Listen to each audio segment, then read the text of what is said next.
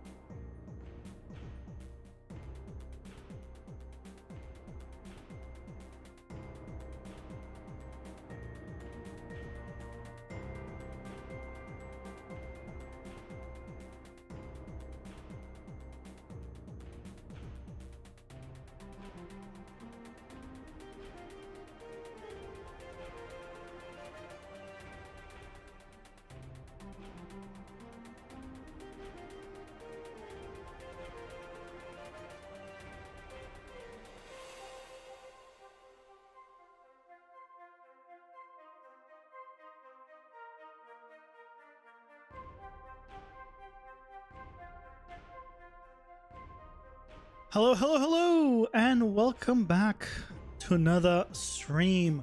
Hope you guys are doing well. Happy Tuesday. Hello, Helix. Welcome in. You see me? Yes. I am here. Hello. Hope you're doing well. I have some updates from yesterday. I have some better AI stuff that I fixed up. So now they're properly strafing around me, and they go in and attack me from range and melee. And you see only 2 are attacking me at any one go. That's exactly what I want. Range is keeping in range. Melee is keeping in melee. And if I just run around, I can kind of avoid them a little bit. Ta-da! So AI is getting improvements slowly but surely. Kind of maneuver myself, but at the same time, only 2 will ever attack me at once. Hey, Guts! Welcome in. So now that I've improved my AI, one other thing I've improved is they're now consistently jumping, and it was a darn checkbox that I need to do. Look at that. So now they're all consistently jumping up and down and following me. Ta-da! It's so good. So the crazy jump into the air or not jump far enough thing is entirely fixed. So happy about that. But the thing we're doing today is if I actually go here, I'll demonstrate this. If I come here and then I try to jump on top of them, well, I need them to not jump down or jump up. Stay there. This is gonna be hard to demonstrate.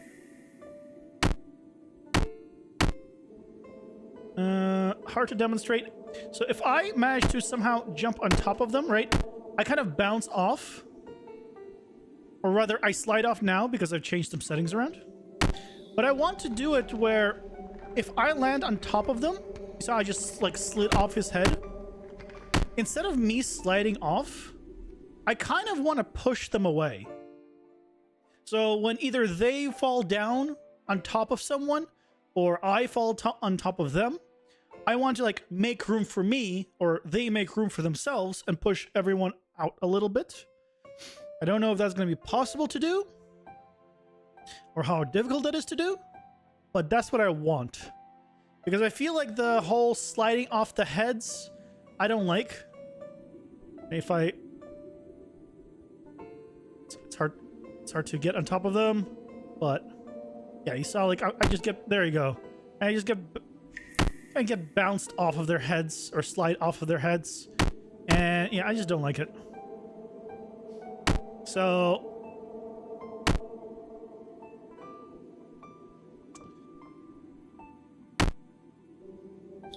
yeah, I need to figure out a way of detecting that.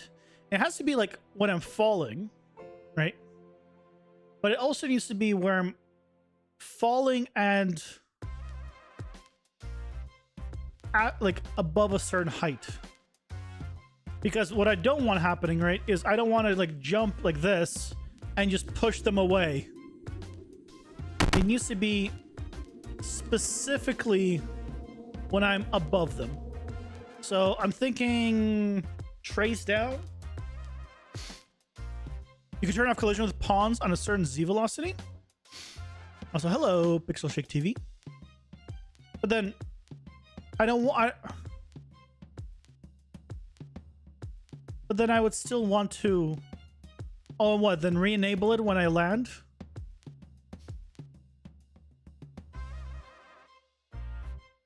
So I can go in between, and then when it gets re-enabled, it'll push them away automatically? Does that work? You need them to have move before... Yeah, that's the problem. So I need them to move before I land. Yeah, so that's the thing. I need to push them away. And you could walk. Yeah. That's the. Will I hide like that one there? Yeah, that's what I'm trying to avoid. Right? I don't want to. I don't want to like right now. I'm bouncing off their heads. And not bounce. I've turned off the bounce. I'm now just sliding off their heads, and maybe that's fine. Oh, there we go. So I bounced off their heads. When I get it like precisely, I can bounce, but usually I slide off because I turned off the bounce the bounce amount. So originally, if I come here and search. Jump. Yeah, this is default but 2.5. I don't know why it's default to 2.5. And if I jump it, yeah, so now I like bounce off of their heads, right? Like that. That's actually like bouncing. So I've removed this. And that's just as simple as removing this 0.5 to 0.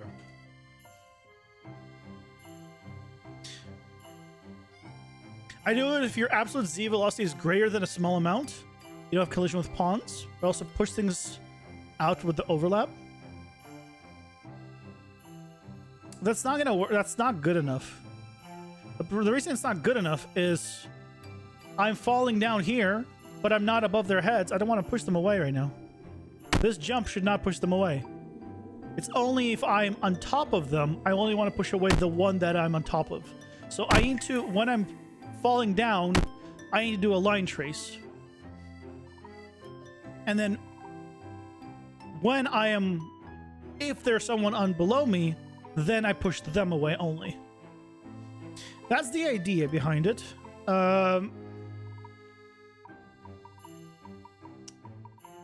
Is there an event is falling?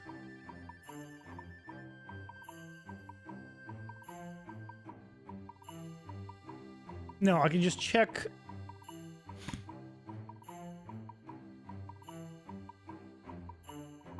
A line trace won't be good enough, for one, because of glancing. I mean, that still hits them, right? It's slightly touching them, so that's fine. And I'm doing the trace from the middle of my body. It's gonna go from the middle down. So that means even if the middle of my body glances them a little bit, that means I'm hitting them. And then I should move them out of the way. So I don't see the problem there. Question is, how best to detect that I'm falling? As long as I can detect I'm falling, but I could do it like on event tick. Just say, am I falling? And if I am, I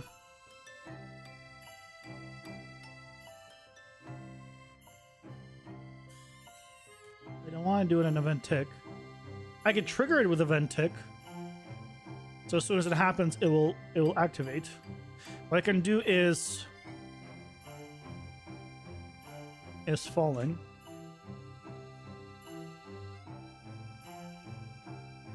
True.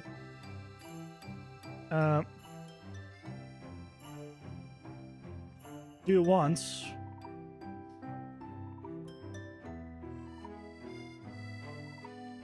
Custom event. Falling. Trace.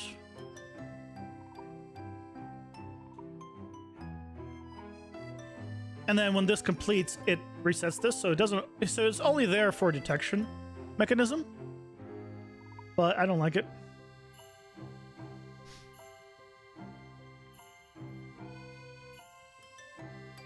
I don't know if you tried to post a link, but links don't work in chat.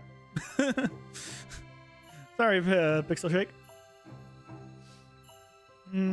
I see a good way of calculating when I'm falling. But let's do this for now, and then as an activation test, and then I can figure out where to activate it later. So let's try it. We need to do a timer by event. I can do the I can do the timer here. And then they do a custom event here.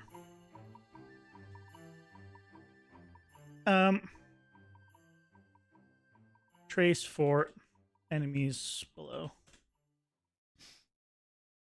You save time by doing a line trace when you need a sphere or capsule trace? I mean, yeah, I was thinking of doing a sphere or capsule trace. Yeah, I just call them all line traces. I say line trace. I don't always mean line. Yeah. Sorry.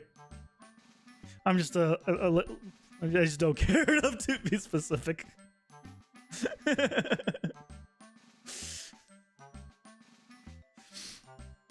Let's retrace for objects.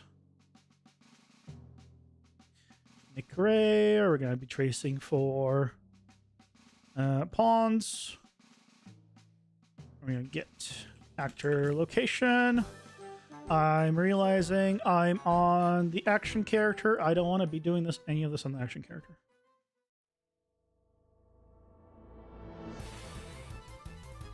Where's my player character? Let's start with the fact that I don't want any of this on the main character. I don't want any of the other ones to do this. Okay, let's do it here.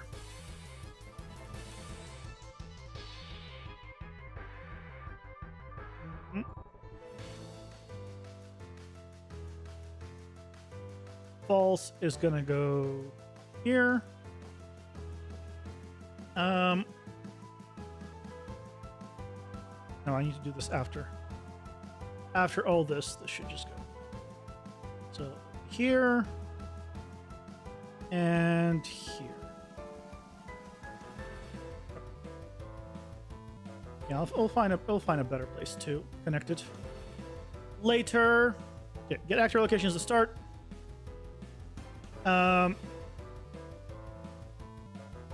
Subtract like 1,000 units for duration. Let's route this to a variable. This is going to be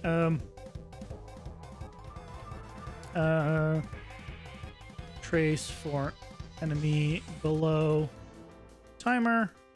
Variable name. But I just want to... Okay, let's give this like a 25 radius. Something like that.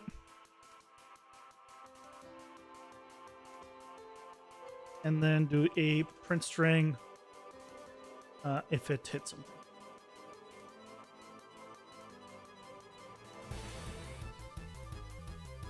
And then on landed,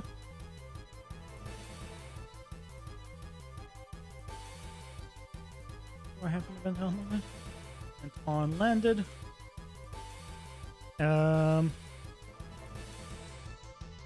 where is the call to parent function? Call to parent. Still want to do all the parent stuff. Plus, we want to clear and validate this timer whenever we land.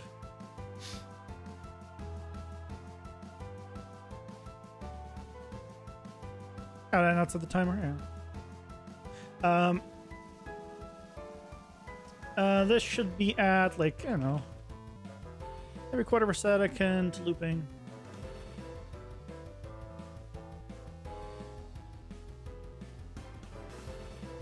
That should be fine.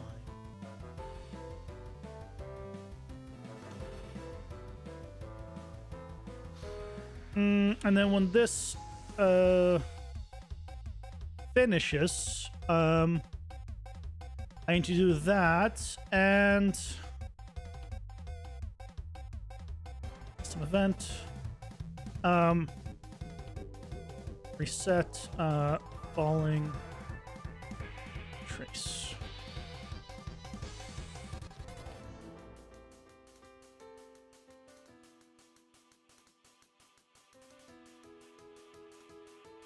So I'm just using I'm using event tick to just, as soon as I'm falling, I'll trigger it, no matter when. But it's only going to fire once. Hey, Dillian, welcome in, welcome in. Whatever second is too long, I think, because it won't fire until the first time. Yeah, that's fine. I don't need to fire immediately. Most of the time, this is just when I'm, like, really in the air.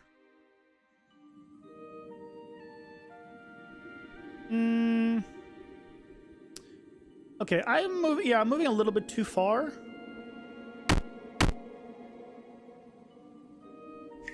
Yeah, I need to make it a little bit faster. Let's do like 0.1.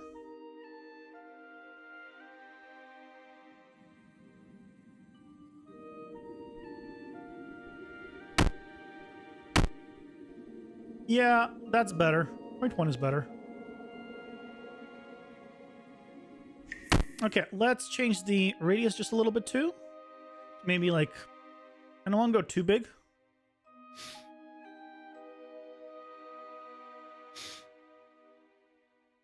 Hey, okay, Medusa, welcome in. Pretty sure you did well in your exams. Nice. You're welcome. Good to hear. Good to hear. We all know that only the smartest people watch this channel. And that means you're one of the smartest ones, so it makes sense that you did well. I think that is too big of a size. Let's go somewhere between 40. 40 will do fine.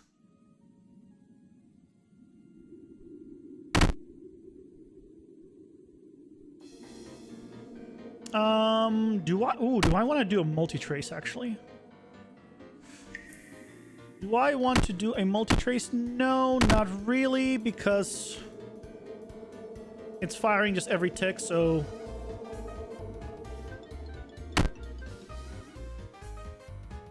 Oh, actually, you know what? If it hits someone, I should stop it as well.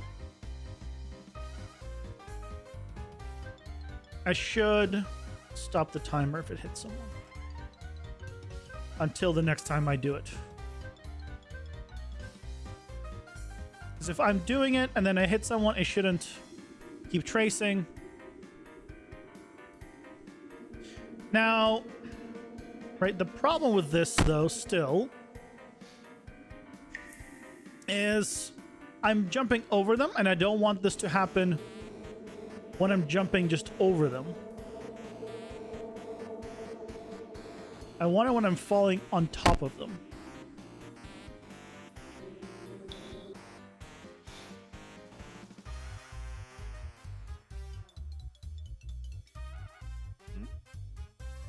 Rather than just vertically down, shouldn't you fire the direction of downwards velocity? What do I mean?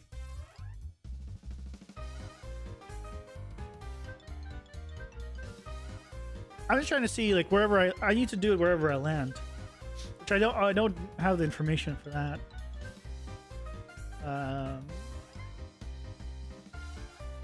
If you're moving forward, you're gonna land on the edge of them.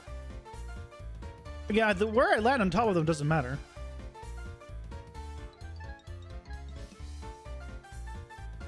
I need to fix. So the problem is, right? If I do this.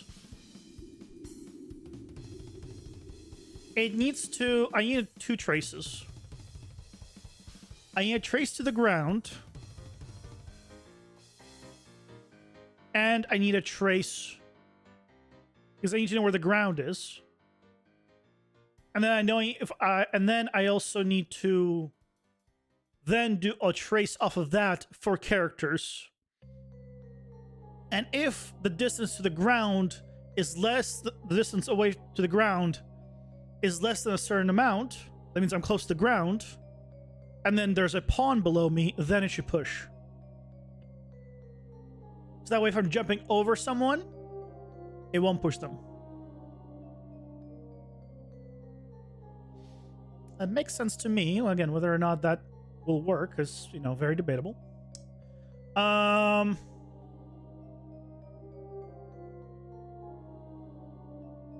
What's gonna happen if you hit someone up? Because the trace is bigger than a capsule?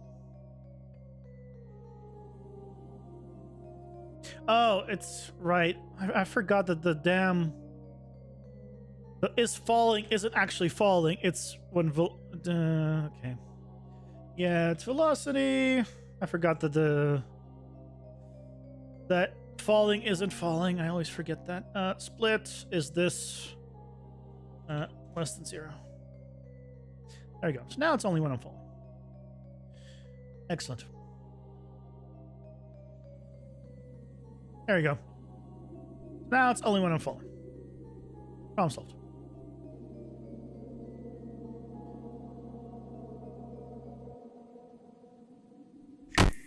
Okay.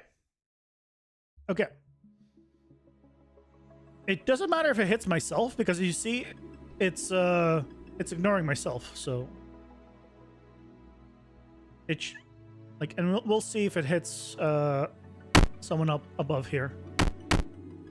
No, it doesn't hit them. It is not bigger than my capsule.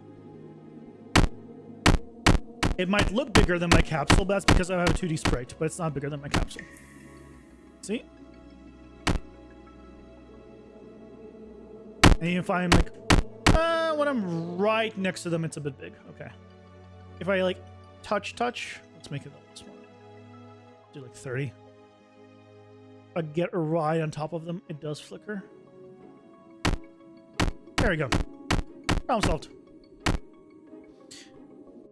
Okay. So, but before we do this, we need to trace for the ground. And for that, we can do an actual line trace. Because I just need to know where the ground is. So, line trace for objects. Get actor location. Just gonna take this and duplicate it. Make it easy. Boom. Boom. This is going to be static. Boom. Have I upgrade to a 5? Well, absolutely not. It's a preview. Absolutely not. There's no way in hell I'm updating to a preview version. Not break things. Time till hit ground in the movement component.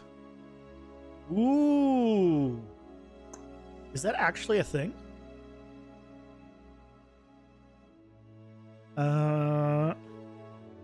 Time till hit round 5.4.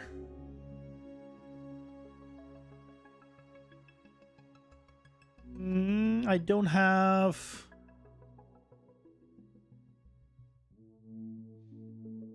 Hold on. I have it installed.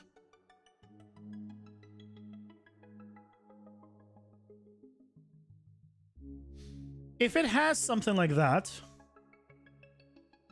then I might put a pause. I might put a pause on this today, and I'll wait till 5.4 is out, because I'm gonna update my game to 5.4. Yeah, I'll allow everything.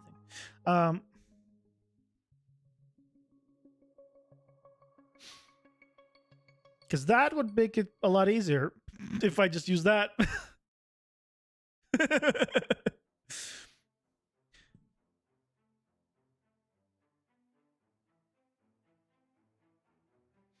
Yeah. If they implement like a bunch of stuff like that, that's awesome. Let's just do a third-person characters. UE 5.4.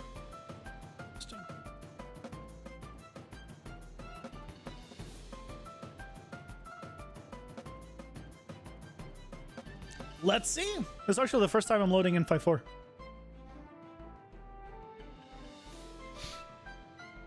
Because yeah, if they have that, that means that simplifies the whole system, right? Because I don't need to then do a line trace to figure out how far away it is, and then based on the distance it is away, right?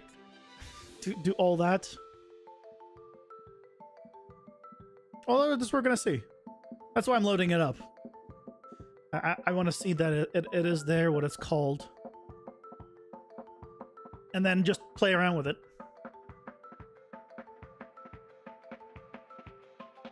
So I'm going to save all this, just in case.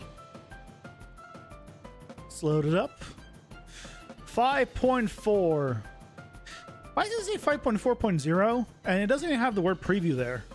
It's a preview version. It shouldn't have, like, something there that says preview. So you know it's a preview. Yeah, I didn't see the like the nodes like that at GDC. I didn't really like watch all the stuff. I just watched like the 10-minute video of them. Here's all the stuff coming to in 5.4, and then that's pretty much it.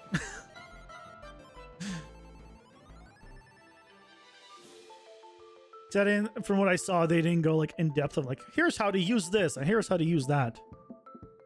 They're just like, here's all the feature we're releasing. Good luck. No documentations for this stuff, but good luck. It's basically everything. That's what they do every single time.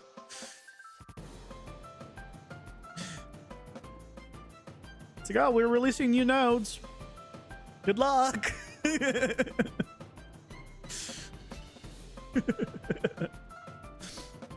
This is how I feel every time. Hey Helix, how long am I programming for? If I program me using blueprints, like a year and a half-ish. Because I don't program at all. I like writing code program, I don't at all.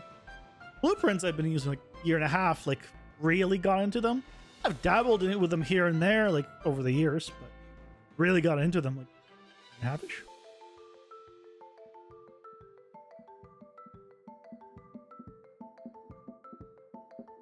So I'm still learning. Learning all the good stuff. Learning all the stuff.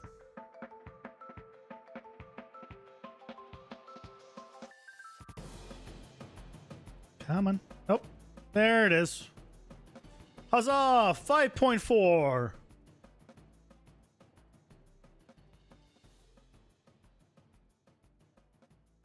It's there, but apparently even in 5.4, it's still tagged. Wait, a node is tagged as experimental?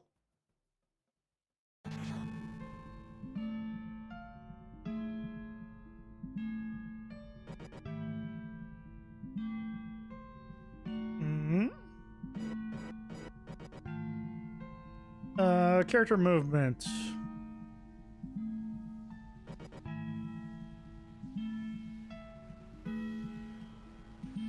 Get gravity, get max speed. Mover and... Oh, it's a plugin?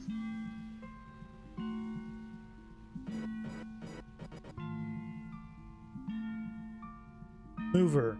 Mover is an Unreal Engine plugin to support movement of actors with rollback networking.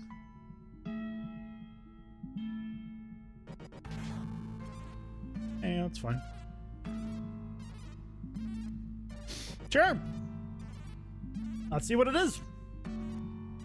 Look, I mean, if we're freaking using PCG, that's experimental, and 5.4, it's beta, right? Ads are here. Oh. Pausing for ads. It's on. Okay, well.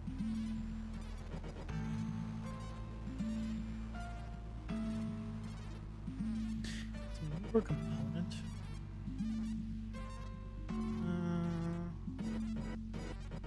Can step on a hit surface. Compute. Okay, we'll wait for ads, and then we'll go through this. This is interesting stuff. Let's wait for ads.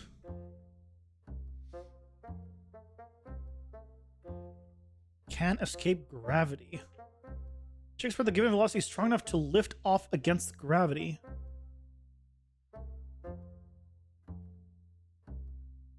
What?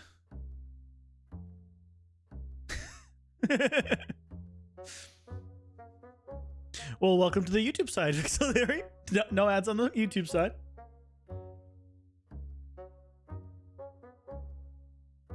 For now. But we wait for ads anyway, so. You're not missing anything if you want to continue watching on Twitch. I pause for ads. But once the ads are done, we'll look through the stuff.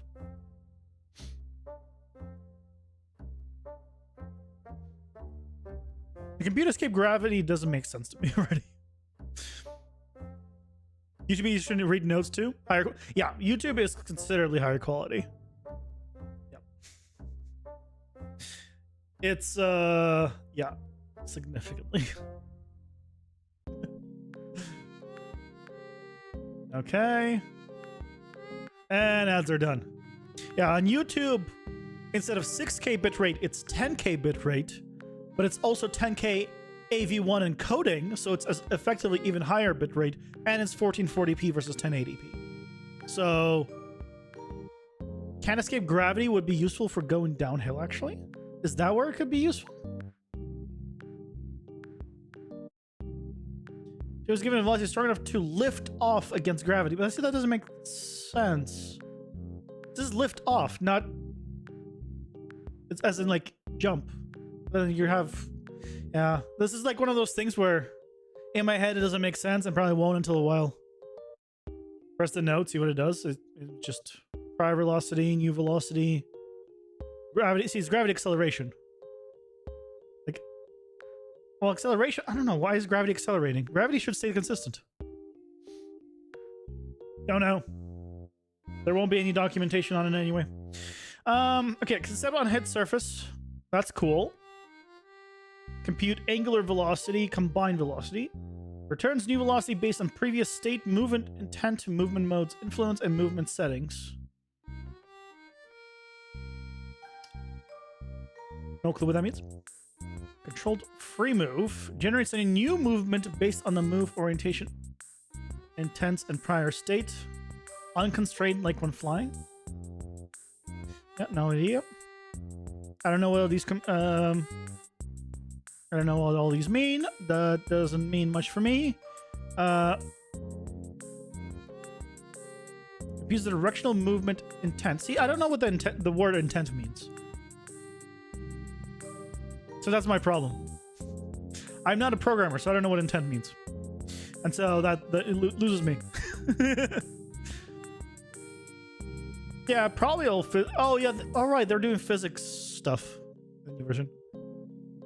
Movement component by default is pretty rigid. Yeah. It is very ridigid or ridigid, as you say. Computer velocity, new ground-based velocity in world space based on previous state, movement intent, movement set. What's the difference in this in parameters?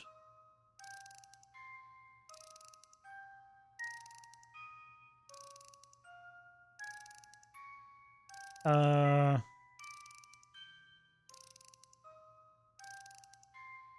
don't know what goes in here. Okay, moving on. Velocity from gravity, return velocity in units per second, attributed by gravitational acceleration over a given time.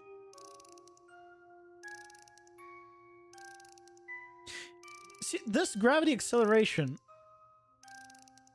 I don't understand why this is a vector. Gravity is just minus 980 by default, but that's just on Z. You can't have gravity on X or Y, so I'm not sure why this is a... I'm confused by this.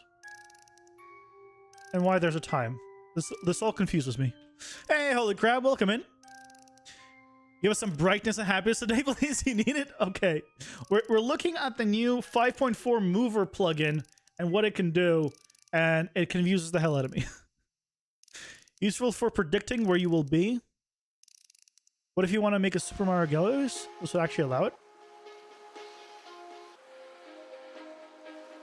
If you say so. So yeah, like, when I see this node, I don't understand what gravity acceleration is. So, right, so until I, like, try it or, like, do something with it, like, the node itself means nothing to me. And there's no documentation on any of this. It never will be. So it's one of those, like, someone will need to make tutorials on YouTube or, you know, and try it and figure it out and then share it with everybody. That's how we all learn. But out of the box, it's not.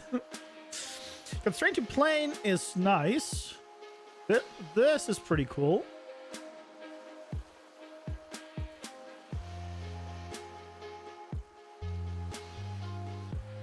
Planes? Why is this a structure?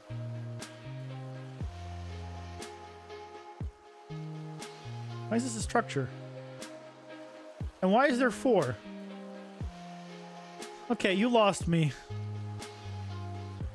You can constrain things to, right, you can do constrain position and rotation here. But there's 3 axes. What is W? What 4th dimension are we constraining to? And then what is the vector? Because the vector is what I would assume is this. So then what is this? This all makes no sense to me. Seeing this hurts my brain. You want a plan that can walk around. You can take the comm of the planet. I don't know what comm is. Get the direction to the player. Then you can multiply by gravity and put it for the gravity. Not. You lost me. Okay. You take the center of mass. See, I'm not... as in, like, the center, just the center pivot? Talking about that? Or are you talking about, like, actually detecting it from mass and doing, like, a physics thing? Yeah, you're talking way too advanced for me. I'm, like, down here, and you're, like, somewhere up there. And it's like...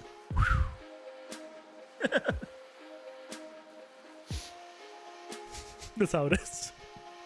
Oh, it's valid landing spot. It's cool.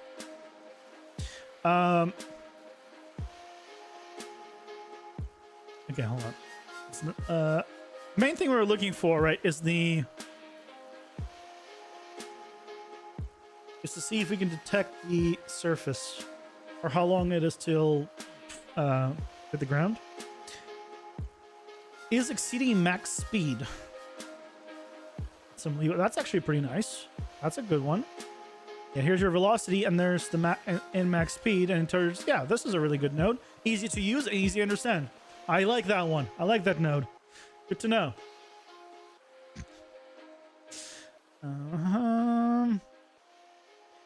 Checks the result.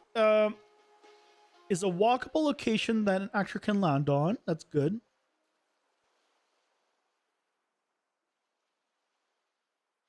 Try and move fall along surface. Try and move to slide along.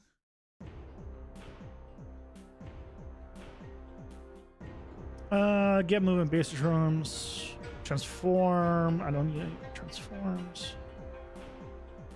I don't see one that detects the ground or how long till I land, unless it's one of these that make no sense by name.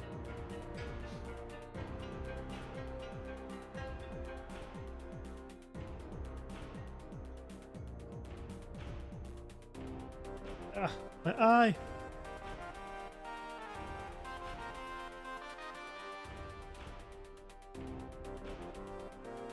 Yeah, eyelash in there. All good. Okay. Velocity. Yeah, I don't see one that is that would let me read the like how long until I hit the.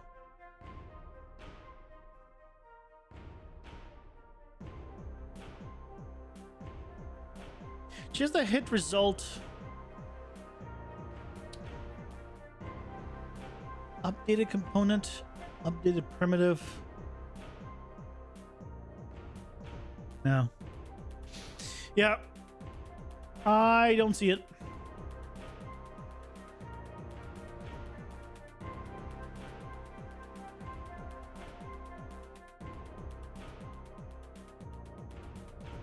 Check the outfloor result.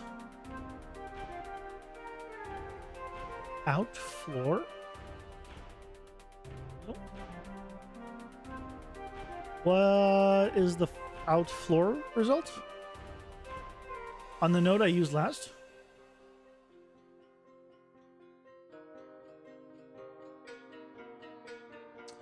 Line distance, floor distance.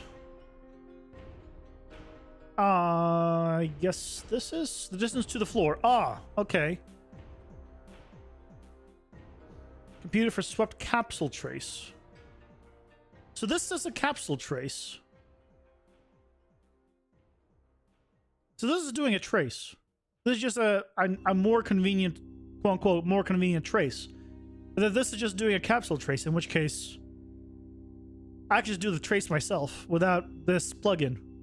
This isn't like an easy, like, here's a node, plug it in, you're done. So floor sweep distance, slow. Oh, yeah. I mean, I need to put in a hit result in here anyway, so I need to do a trace anyway. Yeah. Okay, well, this was educational.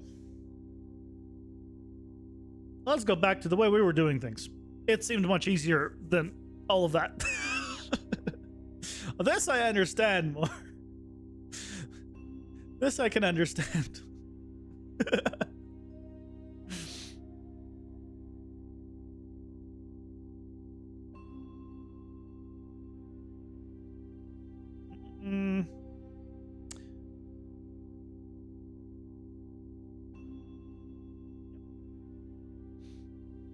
Okay, so we want to do a line trace for the ground. If I hit,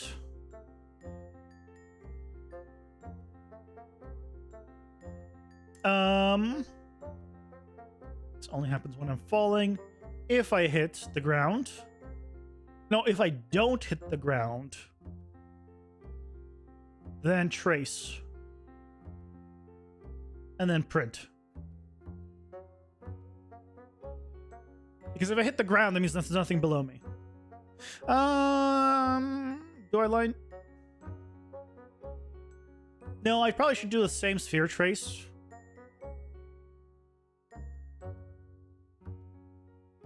No. The whole point of this was to get the distance. The whole point of this was to get the distance. So it hit the ground. Great.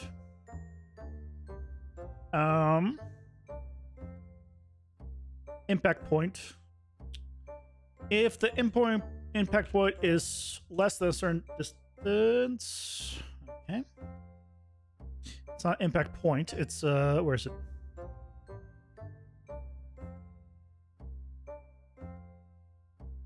Distance is less than a certain amount. Let's do 200. If it's less than 200, let's just check this.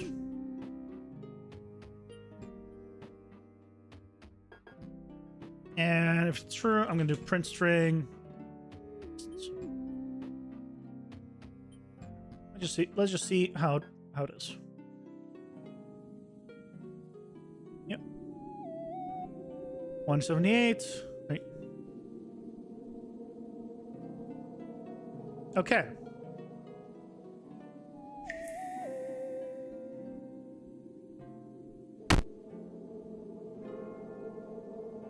Yeah, that's fine. Okay. So now it's so this is a good distance. So if it is less than this, then we do this trace.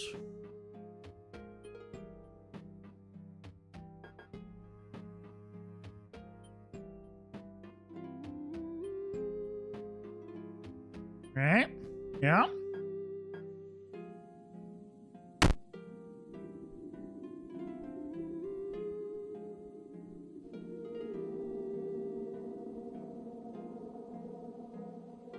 Okay.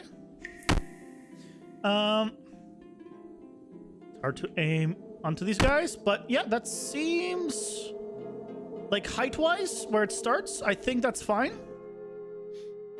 So if I knock these guys up, right? It won't start until I'm much further down. I might want to do it a little bit higher up.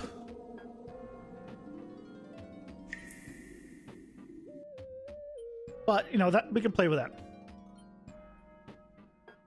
Also, what?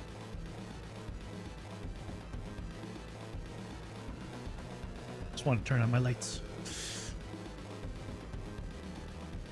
Okay.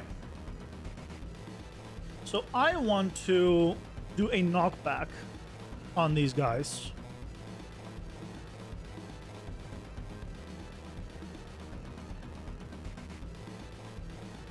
Yeah, I can jump over them.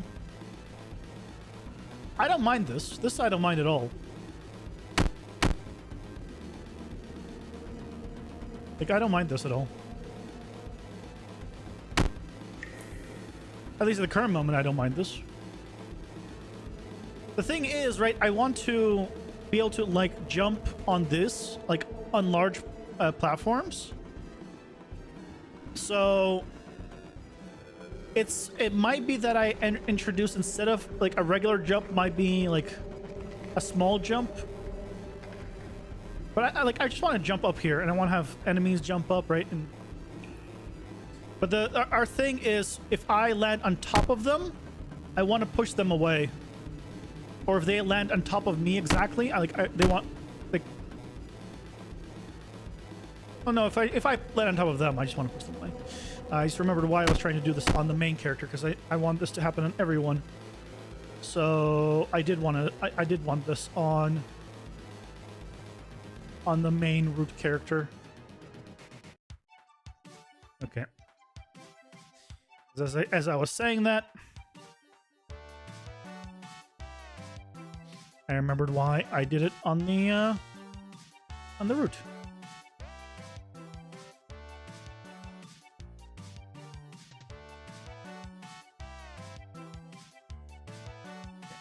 Here.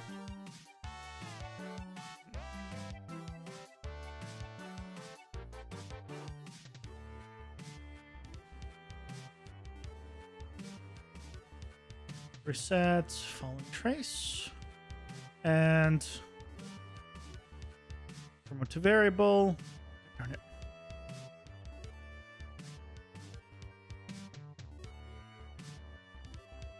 Why you do this? And this is going to go onto the unlanded event. Unlanded event.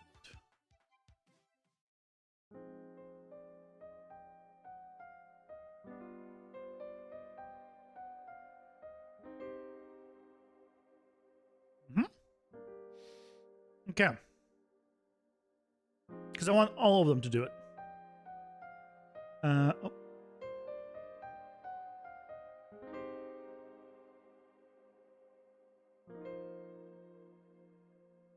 Okay, so now, right, if they...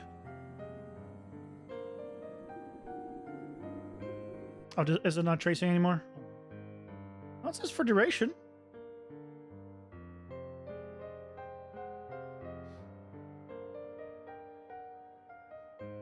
Oh, this is static.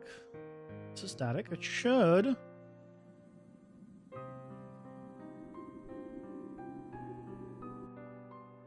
Okay, what did I not copy over? Oh, no, this should go here.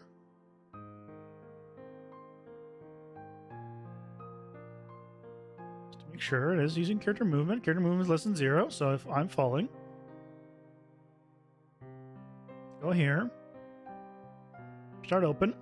Trace. If I don't hit the ground... Yeah, don't do anything. Hey, Megan Best, welcome in. It looks like isometric camera. Well, I hate to ruin your great thoughts about this. But the camera's perspective, it's not isometric.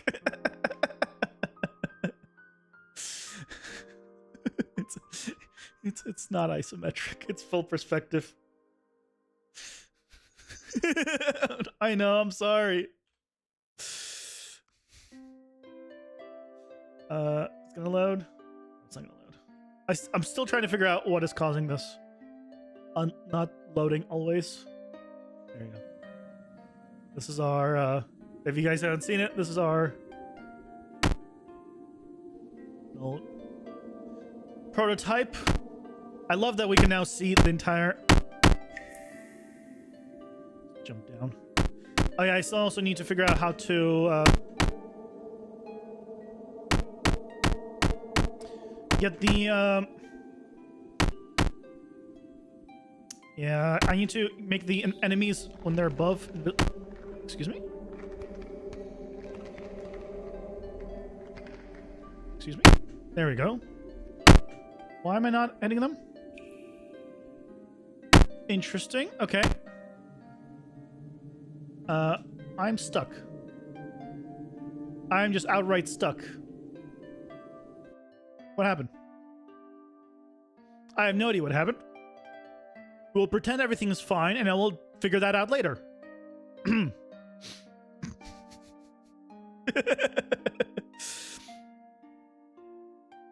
I the only one who doesn't know how to make a main menu and loading screen? Yes, I am.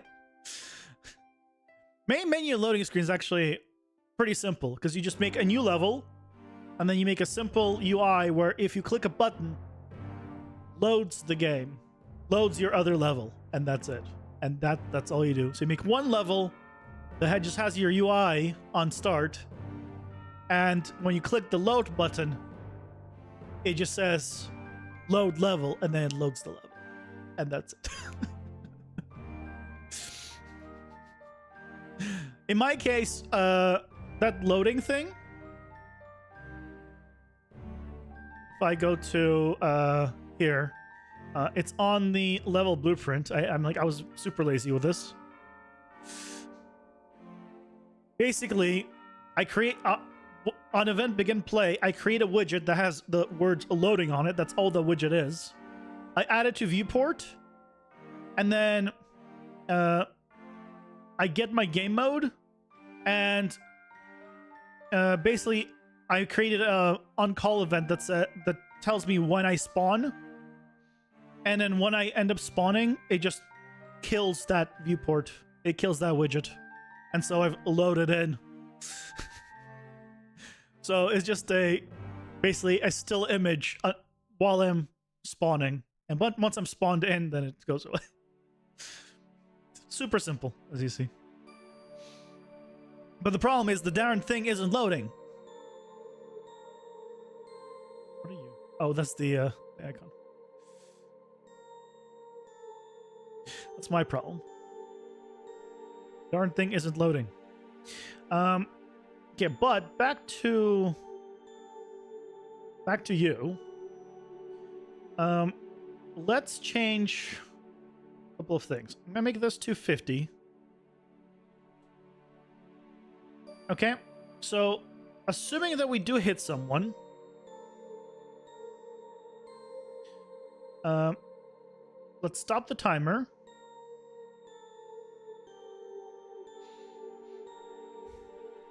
Oh,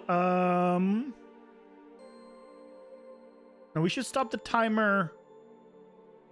Yeah, stop the timer here.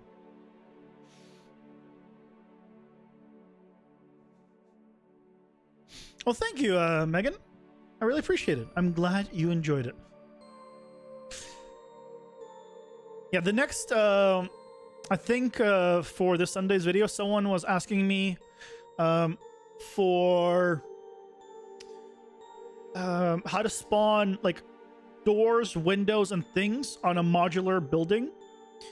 What I mean is sometimes you will get like a building set and it has like an empty building shell, and then it provides you with doors and windows, right? And you just want to place those doors and windows in the right locations.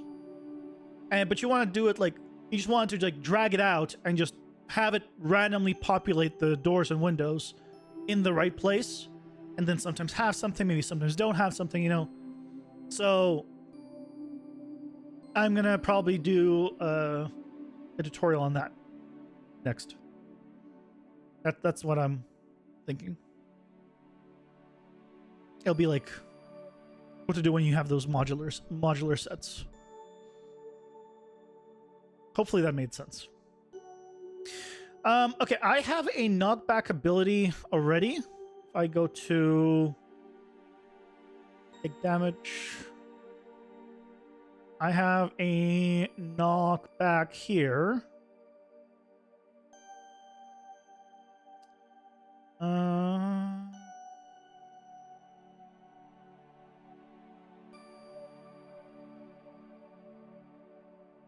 Let's go the enemy knockback. Oh boy. Let's take.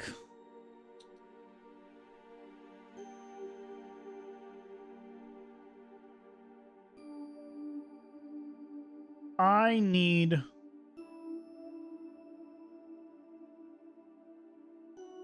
I'm gonna take all this. I'm just copying it.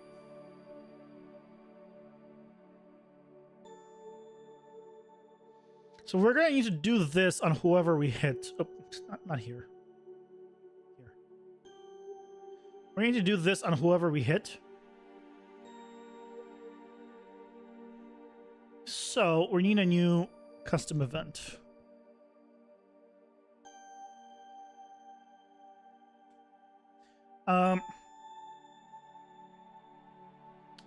Push aside.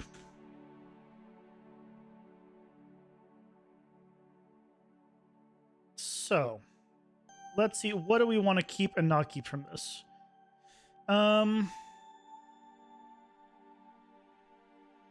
This whole system we don't care about. This we can get rid of. Care about this.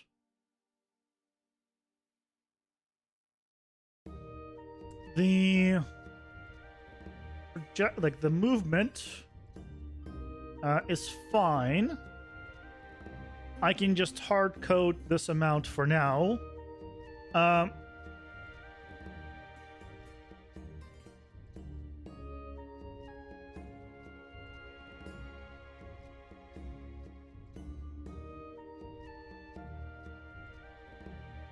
Oh, this is the no, I don't need any of this add because I don't want to do upward motion.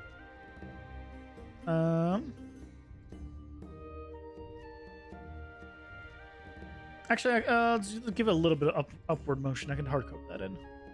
Like 50.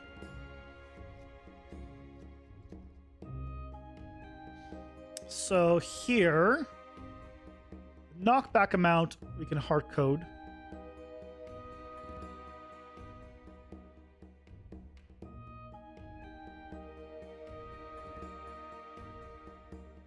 Let's say like 200.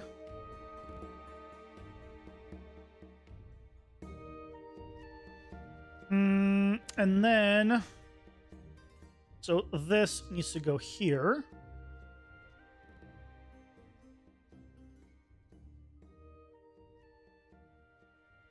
Pusher. And then this should be all we need.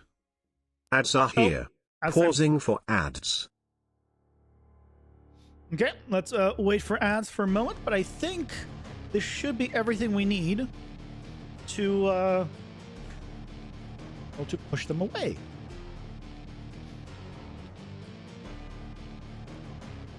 Oh, the only thing is I'm gonna want to remove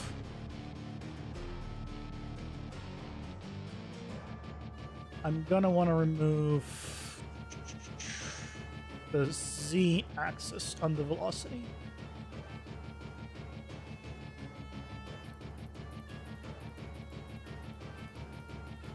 And I can put it in. That should be better. Theoretically. Everything's always theoretically. 200 units per second means it's going to take around a third of a second to get out of the way, which is falling fast or only a short distance. It's not going to be enough, I don't think. 200, what do you mean 200 units per second?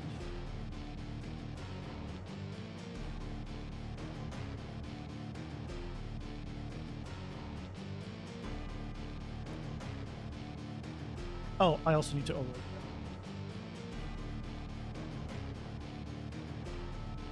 that. 980. Yeah, carry gravity skill.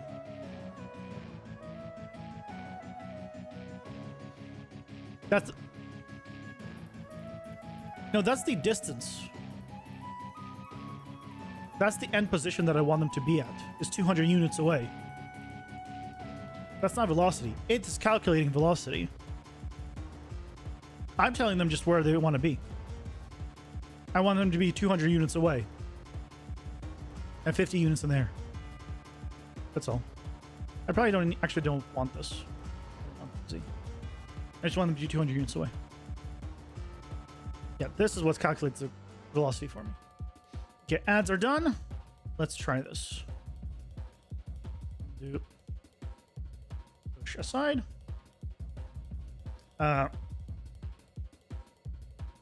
The target is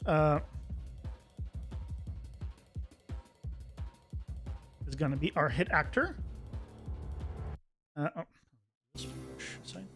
Okay, yeah, that's the target. No, hold on.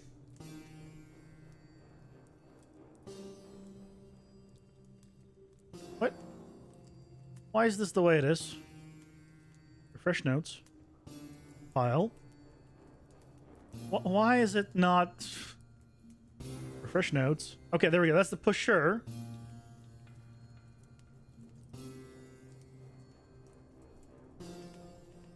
Oh, I'm going to... okay, I need to... yeah, let's put it in an interface. Let's throw it into an interface. Actually, before I'm just going to cast for now.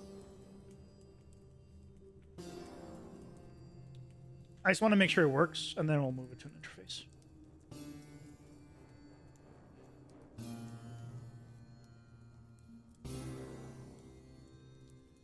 First, I want to make sure it works. Pusher itself.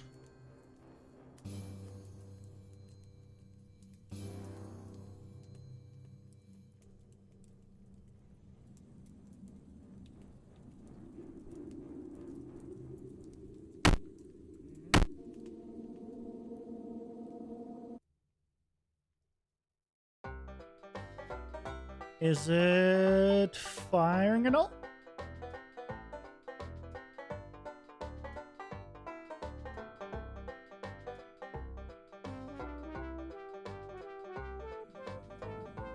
Hey, why is it not firing?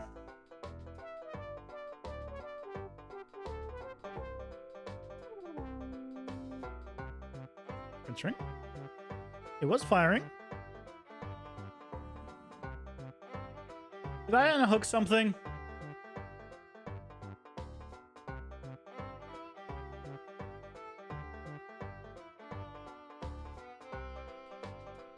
Your light trace going up? No, it's subtracting 1,000, subtracting 1,000. It was working. No, it's just not doing anything now. Hold on. Let's do a print string here.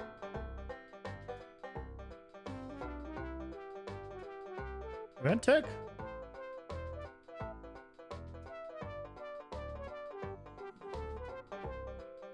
No, it's just not doing anything. Let me just... Oh, I know why. I'm being stupid. I moved it back here, but on my Manny character, I don't have the parent here. So obviously it's not doing anything. And I don't have the parent here for a specific reason, because it breaks things on the other characters because of this. That's fine. We can just do this for now.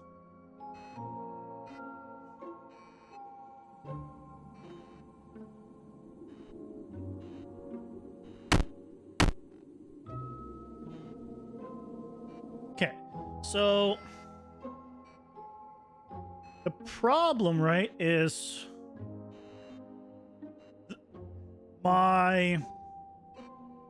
this is not a good idea. I should just do a random direction. So I'm going to remove this. Don't need the pusher. And let's do a random float.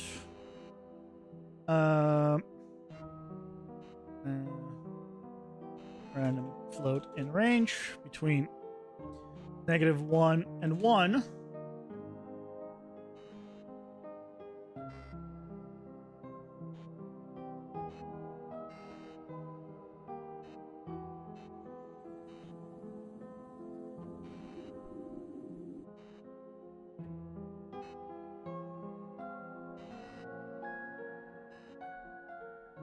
I'd do like 1,000.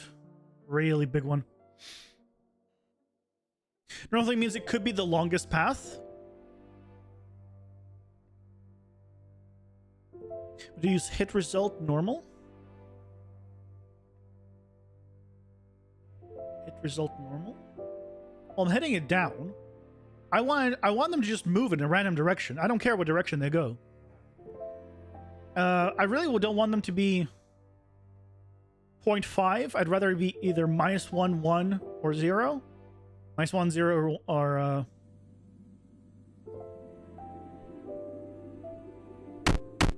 oh, like that.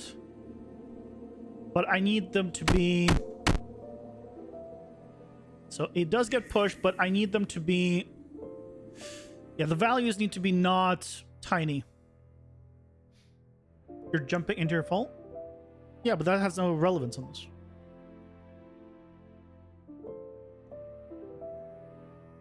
I'm not using my own information for this. So that shouldn't matter. Let's just... I'm going to just hard code this to be 1 and 1, so they'll always be in the same direction. Just to see.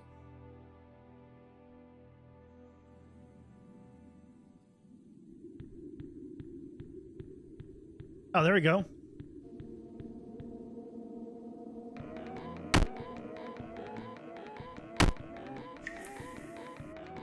Oh, do I have...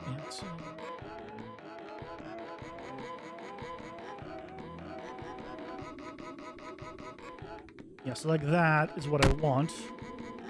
Let's go up above.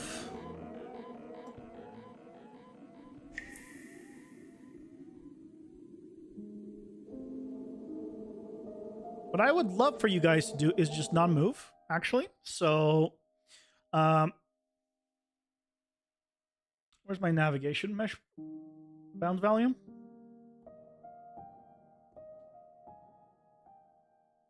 There we go. So now you shouldn't be able to move.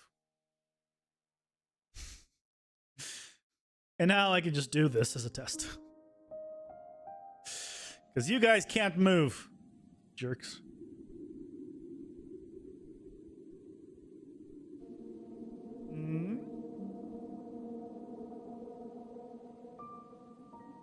Okay, so I should start tracing earlier.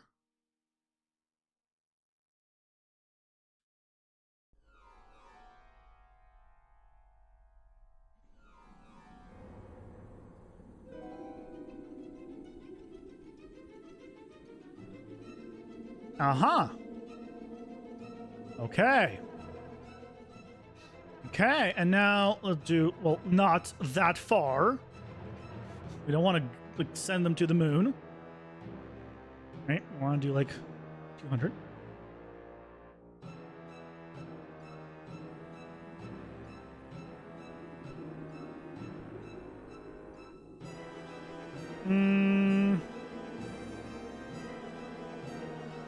So need 2. Yep.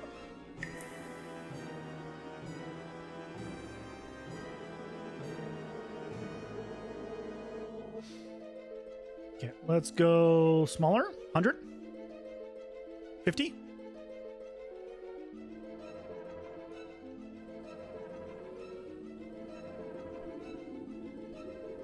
Yeah, just a little nudge, basically.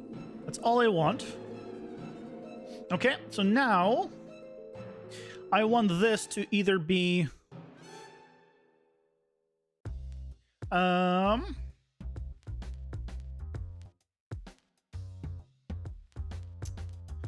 I do a select node? And then random integer.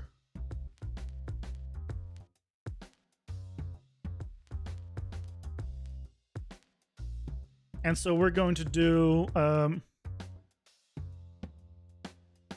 first in this direction, in this direction. So all positives. Yeah, it's going to be one of, and then there's going to be positive X, and then we want the negative versions. Negative X.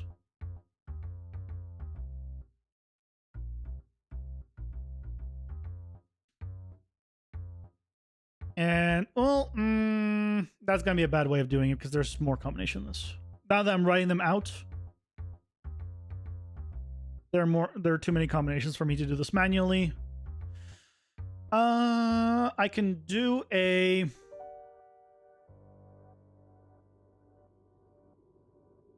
What I can do is this. Select.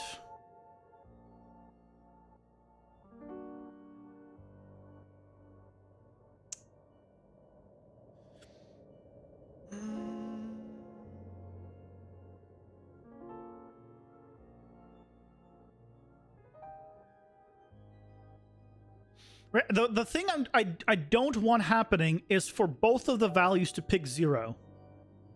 That's the thing I need to avoid. Right? I need to make sure that when I do a random -1 or 1, I want to avoid 0, but I also want to make sure that I still have the option of saying just one positive or negative and one, the other one 0, right? Hey, Lanarek, welcome in.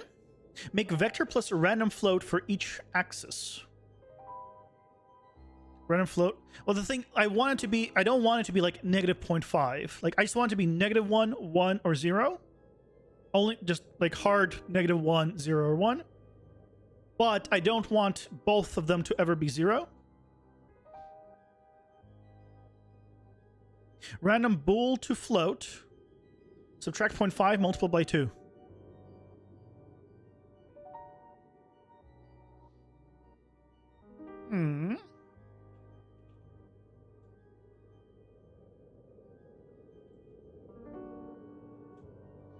Because this would get me 0 or 1.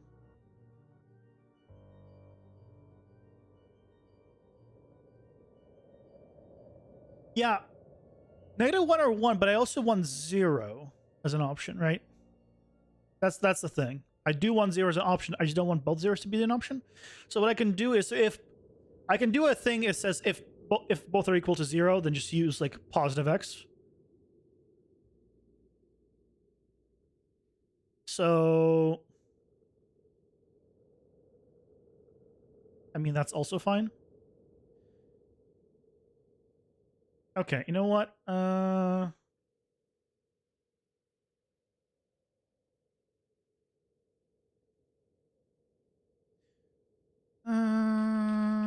Select. I'm gonna do this 3.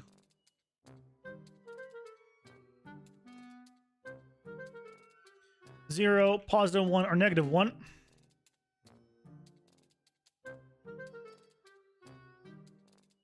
Those are the only 3 options that we can pick from. We're gonna be doing 0 and 2, subtract 1, check for length and words. I think this will work. And then the only thing I need to do is here, if this is equal to all zeros.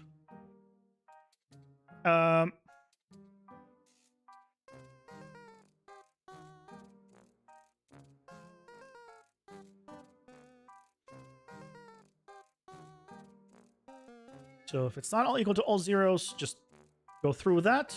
If it is equal to all zeros, just do +x. So we'll pick a random direction, all 360 degrees, or all 8 directions. 50 units.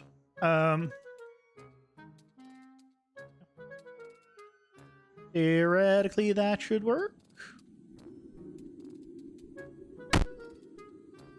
You got pushed off to a different side.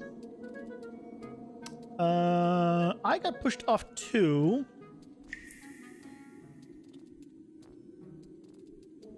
I might want to do a...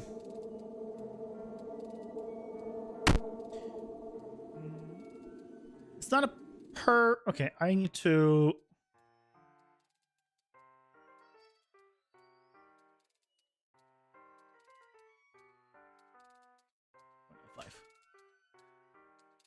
And then less than 500. 400. Let's try 500.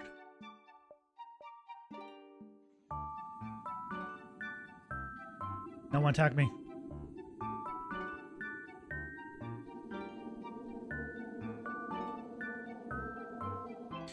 So that works much better. Yeah, I don't need that height anymore, because it just increases the time. Also, I need to stop the trace. And I thought I am. When I hit something, it should stop the trace, but I feel like it's still going.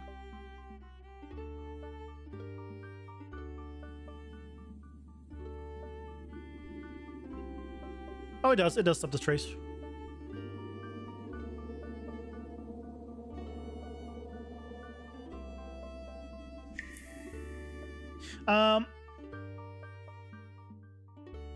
Okay. But I think I changed this out for multi-trace. Multi-sphere trace. Does that want to affect everyone? Yeah. Multi-sphere trace for objects.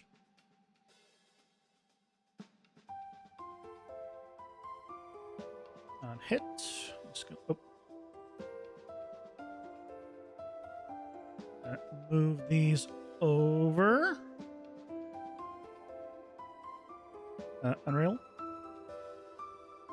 Unreal! No! Don't do it! Don't do it! Oh. There he goes. This I'm going to need to change.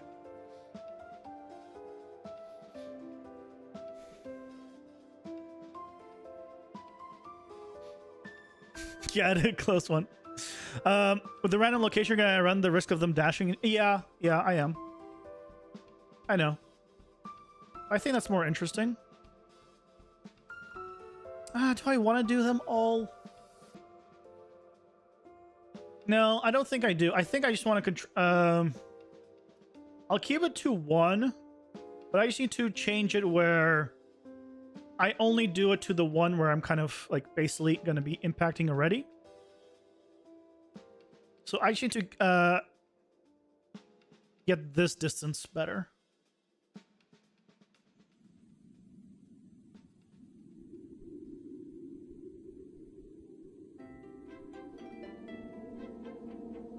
Yeah, so now I can reduce, because I reduced the timer, I can now reduce this distance. So maybe like 200 now. I don't want to push them all away. I just want to push the one away.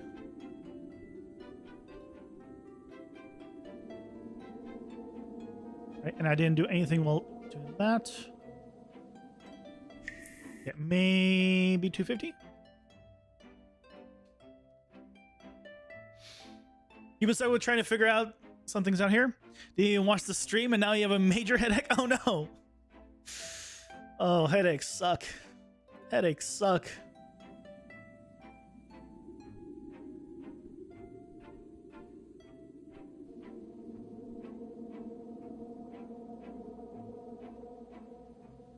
Okay, so if I land pretty much right on top of him,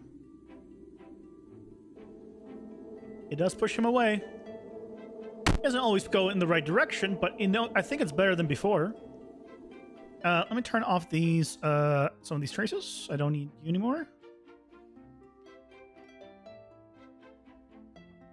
Let's go for 1 frame.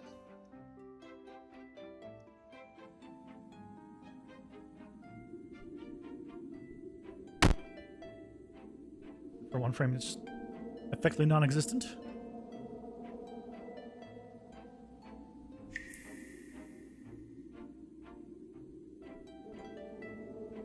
Okay. Wouldn't it better to push them away rather than push them in a random direction? Well, this the thing is, oh, you mean like figure out which direction I'm moving? So would I want them to push? Would I want to push them away from the direction I'm moving, or I guess away from the direction I'm moving? If I'm moving this way, I push them this way. Yeah, that might work better.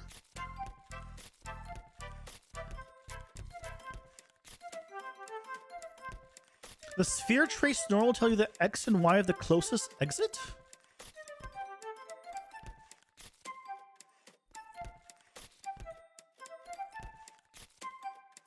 This points towards the sphere center. Wait, this points towards the, it says points to the sphere center. Wouldn't be the opposite then I want? But then I can multiply by -1 to get the opposite, right?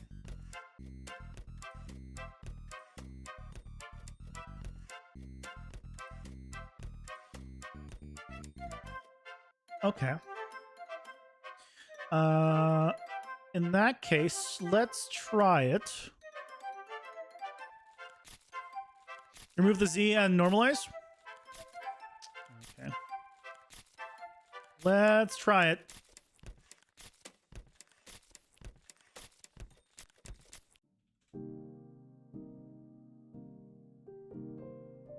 Let's try it. Now, out of curiosity, normal of the hit in world space for the object that was hit.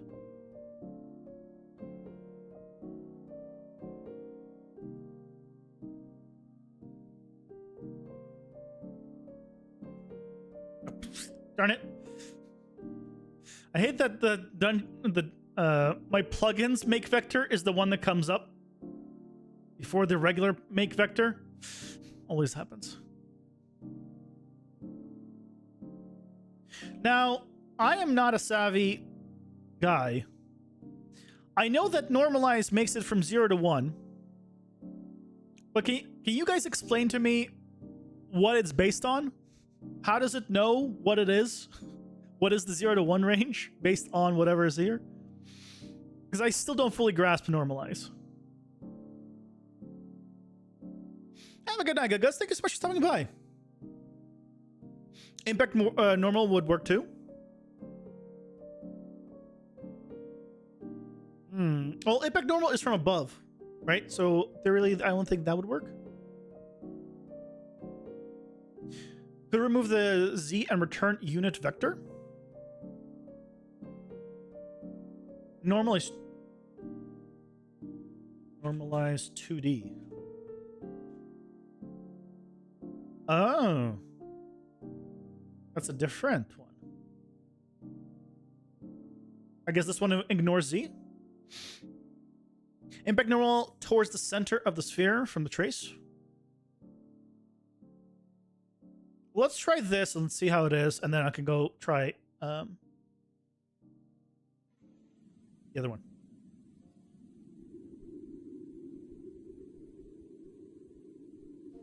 Oh yeah, let me set this back to for duration. I'll set the duration to be like 2 seconds.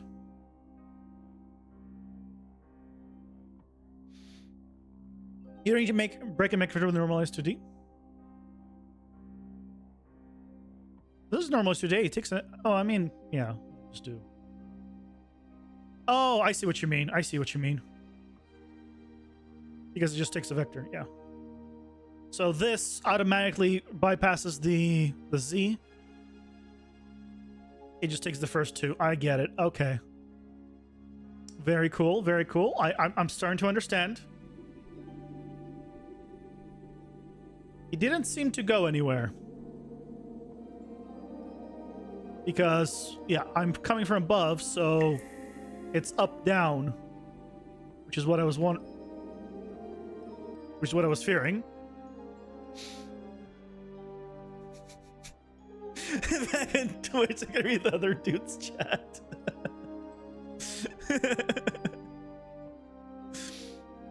The normal should solve. I mean, it does it? Oh, let's try impact normal.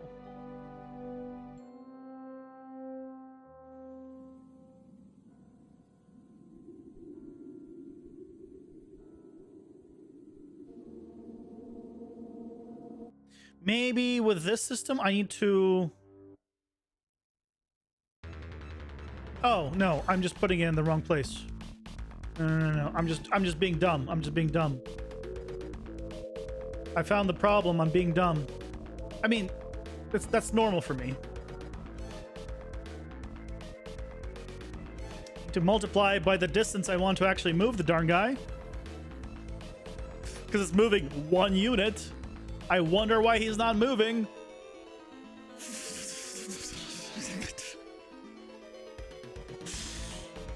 The amount of time I do stupid crap like that is way too high.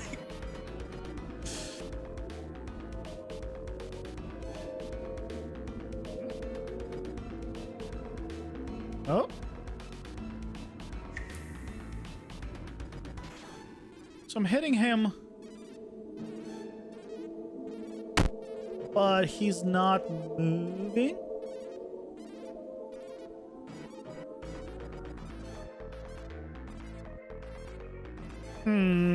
Invert the normal. Yeah. Is there an invert? No.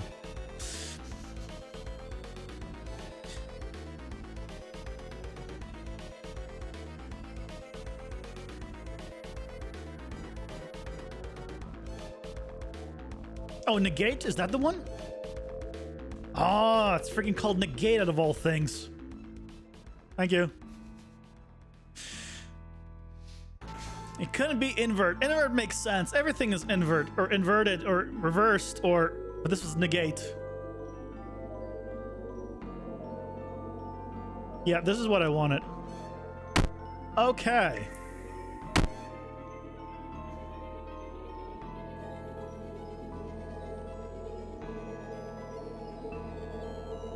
I seem to get better at...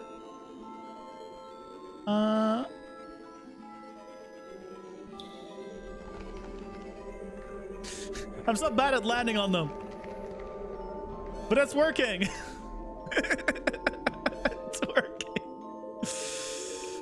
So today I learned about normalized 2D and it just making it a plane. Gets a normalized unit copy of the 2D components of the vector, ensuring it is safe to do so. Z is set to 0. Returns 0 vector if vector length is too small to normalize. Oh, ads. Ads are here. Pausing for ads. Okay, let's wait for ads. And then go from there.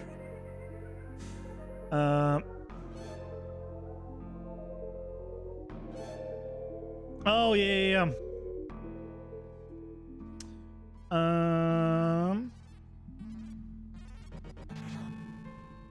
If this is 0,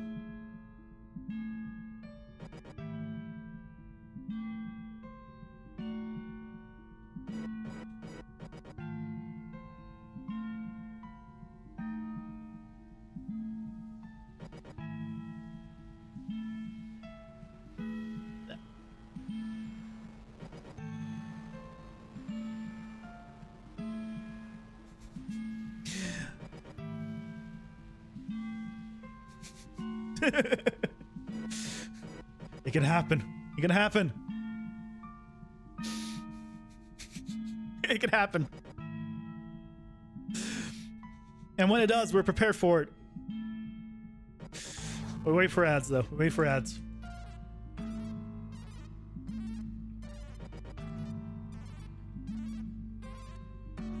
Ads time. Great time to get hydrated.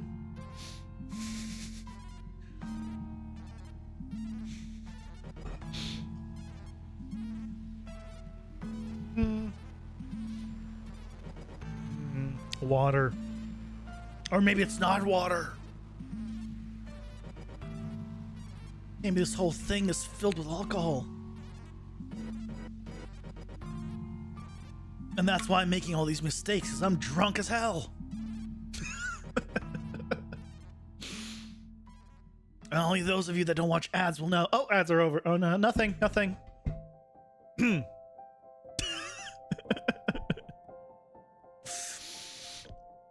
Okay, I've on the comment of in case it ends up being 0, I have just tell it to just be positive X. It's fine. If it's 0, it just won't be 0. So it should be fine.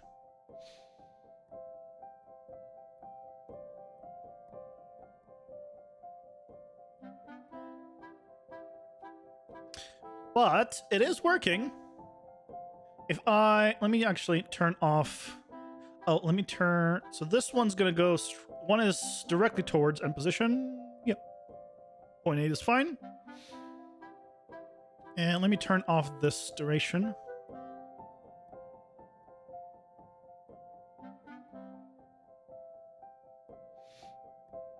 You can offset the trace end, which would make the trace go diagonal. Offset the trace.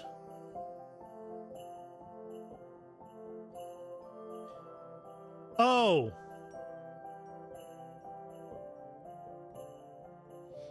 Oh, here.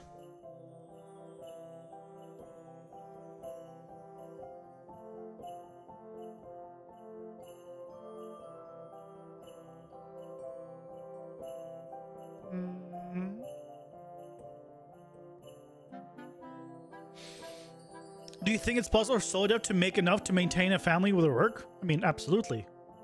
Case in point, Stardew Valley dev. I'm putting money on Stardew Valley, paying for everything.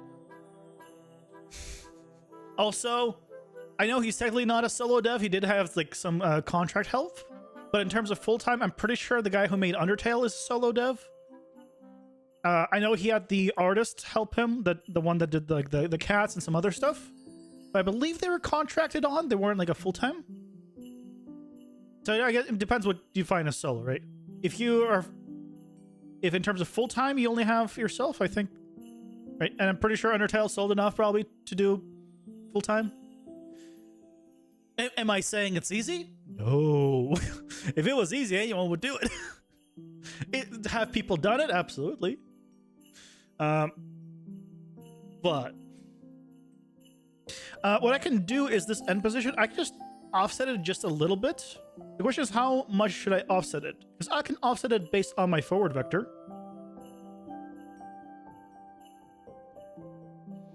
Yeah, changing our carriers can be challenging.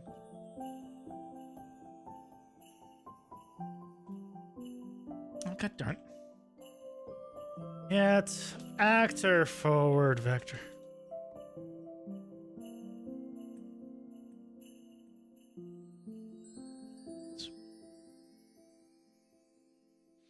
It depends on how much are we trying to offset it. I can make it offset it just by you know, just a little bit on the X and Y, depending on how I'm moving, and then it's not perfectly down.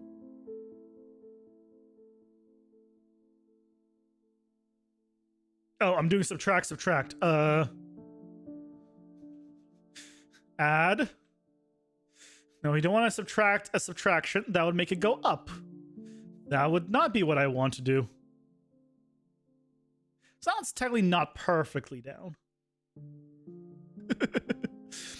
Fully total one. Yeah, I know. Well, it's not perfectly straight. It's just almost perfectly straight. Okay, fine.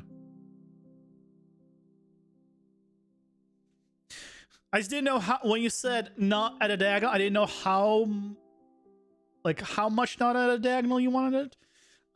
20?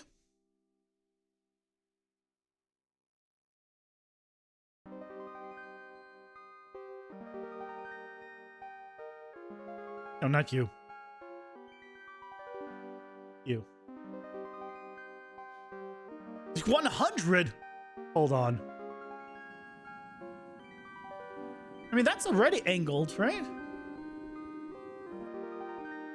It is moving quite fast. You do have a point. And it is pretty far away. Because I am doing it like 1,000 units down. You have a point.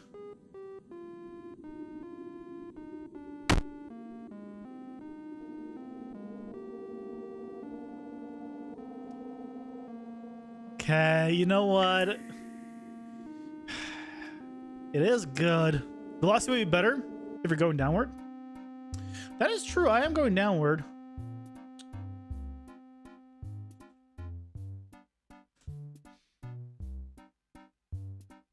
Well, what isn't that the normalized velocity again? Can I get normalized? No.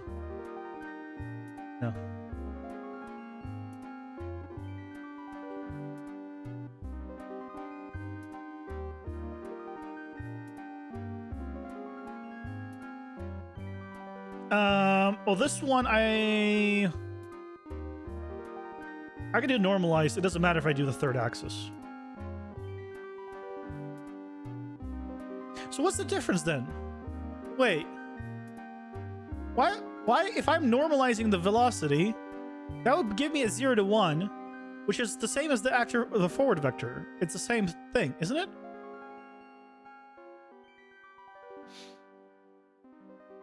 If you don't normalize, yeah, but then isn't my velocity the same direction as my forward vector because I'm moving downwards? So my velocity is downwards. No?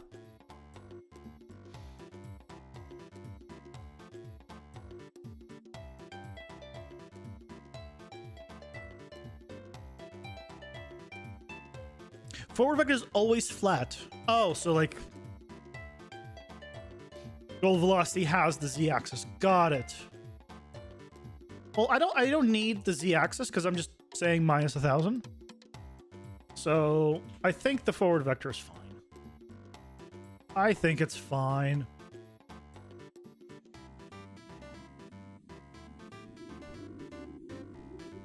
My problem is freaking landing on them. Oh, if I just slide off, I can. Oh, yeah, this right there. This right there is perfect. If I could just slide off and just kind of shove them a little bit. Oh, that was perfect. Oh, yeah, yeah. The question is now, I just want to make sure that... okay, that I don't want happening. 220? If I just jump over them...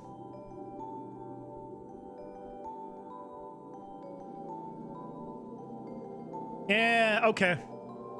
So now if I like go from up higher, it's fine, but if I just jump over them, I land on top of that guy, to be fair. So yeah, if I land like on top of him, he'll get pushed away, but do I want to time it a little bit faster? Is the only question, I guess.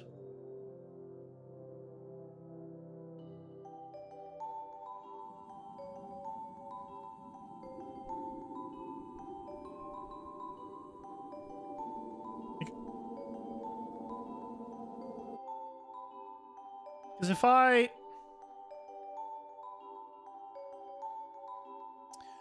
I time it faster, I can go lower. It's gonna...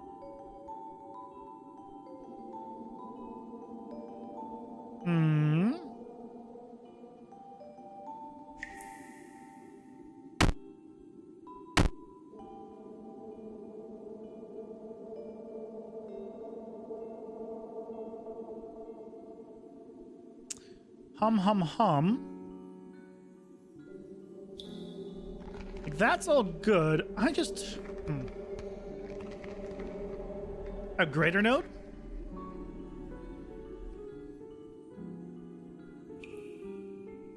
I mean, it's the same. It's the same thing. Check if this is greater than 150. I mean, the result is the same. No. I want to only trace when I'm below a certain height off the ground, not above a certain height. And the result is the same, right? If I make this greater than 150, then it's going to put this into false. So that's... Because I don't want it to trace it over 150. I only wanted to trace under. Using velocity at the time step of the what? From the feet?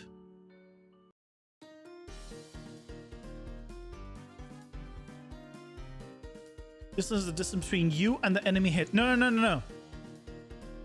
I'm first doing a trace to the ground. And if the distance between me and the ground is less than 200, then I do the trace for the enemies. Yeah. Sorry. Now this is just checking how far I am off the ground before, because I don't want it to be tracing everything. The ground trace? This trace? This you're talking about? Go back to that trace being the ground trace? Or that trace being the... Okay, cool. I assume it's fine. No, it's cool. Okay, cool. I'm gonna reduce this a little bit more. What effectively I want to get is I want to jump over these guys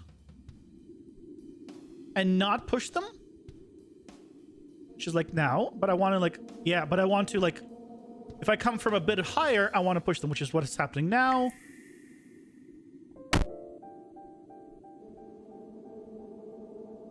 Okay, I think we got it. So now if I just come here, I can push him away. Oh.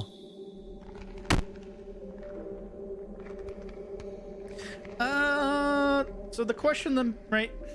And I don't even need to push multiple of them away because they can't all be in the same spot, and I'm taking that spot, so I need to push away the one person in that spot. So they won't always move if they're like in a clump, right? They're not going to move, obviously, but that's fine. We can't have everything.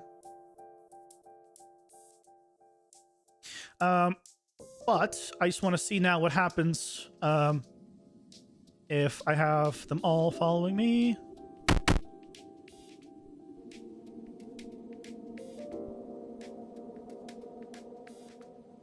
Oh, you're also not... Hold on. Go to the enemy.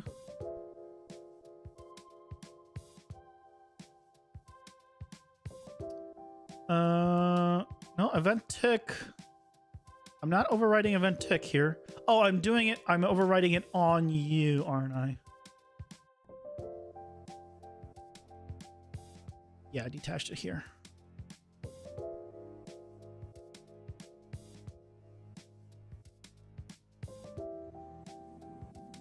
And I know how to fix this. I'll reattach this.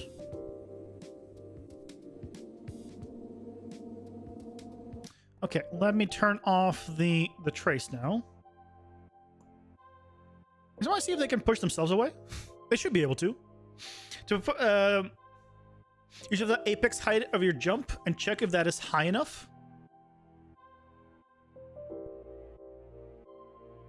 Oh, and if it's not high enough, then just don't even bother tracing, continuing the trace. So we push them when you're jumping from the same height.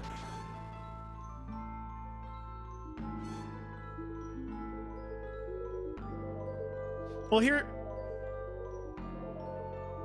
What do you mean? So right now, right, I can be here, I can jump, and they have a few attacks that can knock me in the air.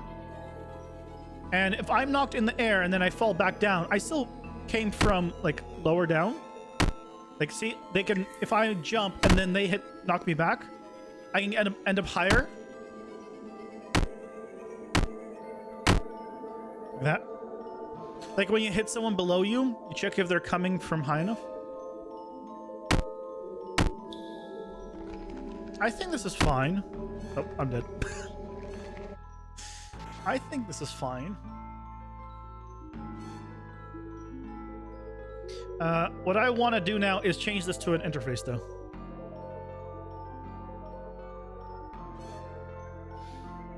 Oh, thank you. Let's change this one to an interface, so that way...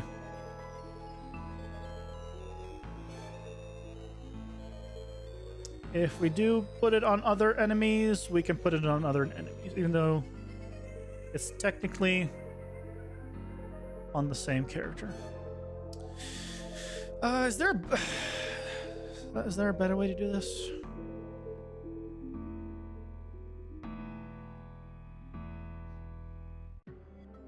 I really don't like how this is set up. Okay, a couple of things I'm going to need to do. This update controller rotation, I'm going to need to put on all my 2D pawns. So, before I forget...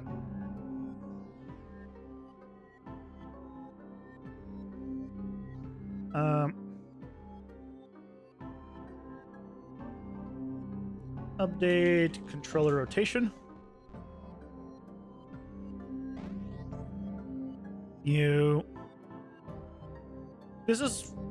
It's gonna go away once everyone's a directional, that node. But this is just makes it so they flip properly. The 2D guys. The 3D guys don't need this.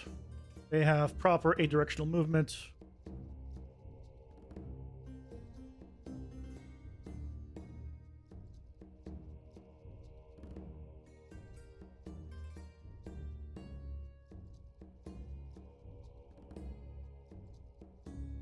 Okay. You're good now. So, yep, you're good.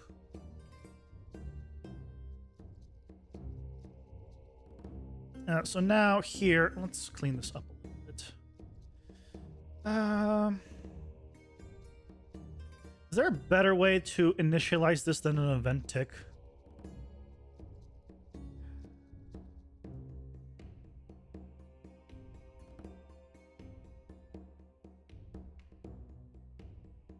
There's no way to just detect, like, there's no event on falling, from what I saw. On movement mode changed. Ooh. On movement mode changed. What is this one? New movement mode. Oh! Hello? I did not know about this little guy.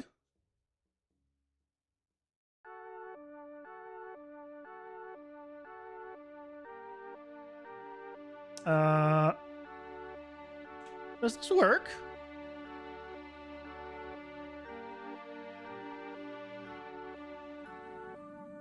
It does indeed. Oh, hello. Thank you. Thank you, Leneric. Thank you for that. That is what I've been looking for. Yep, just plug that in there. Oh, hell yeah. That's all we needed. That's all we needed. It is extremely handy. There's quite a few times when I wanted something like this. What is custom?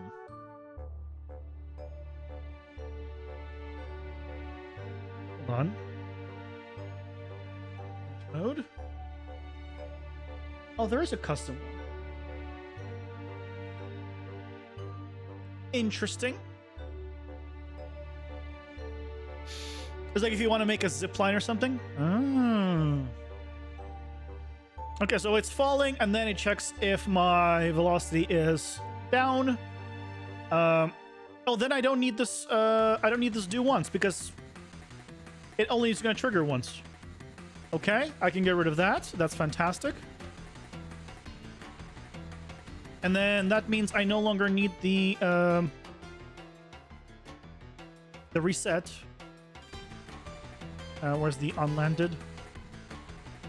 Unlanded. I no longer need the reset falling trace. I just need to clear the timer in case I don't hit anybody.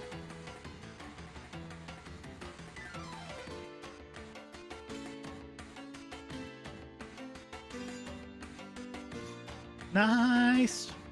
When you jump, your movement mode becomes falling. Yeah. This won't work on jump. It does. We just tested it.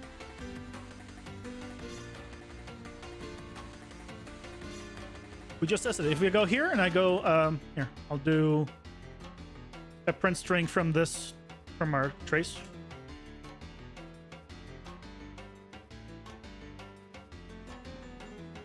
Wait.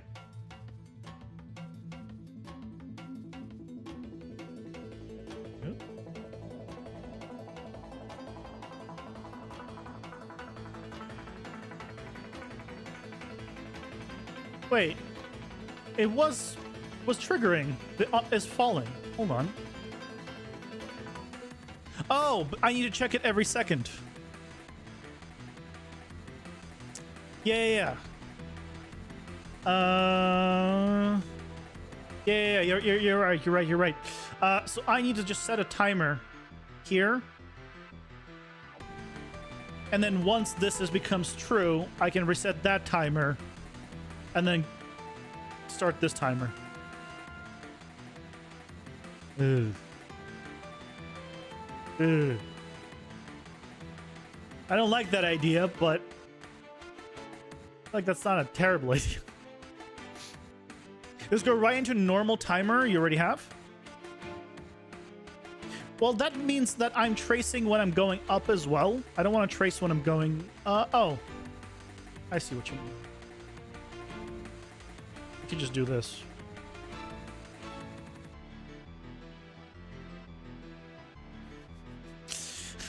Yeah, that's smart. You know what? Good job, you. That's...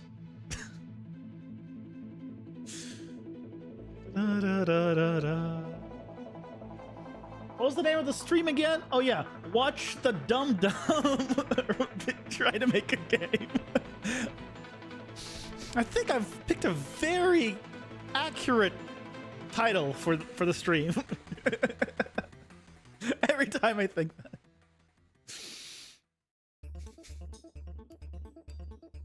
No need to check velocity? Maybe because I'm where you start falling down. When you enter falling, you should set notify apex on your movement component. And bind on reach jump apex.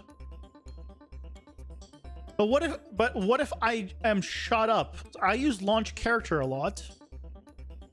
I'm not jumping. That works then too?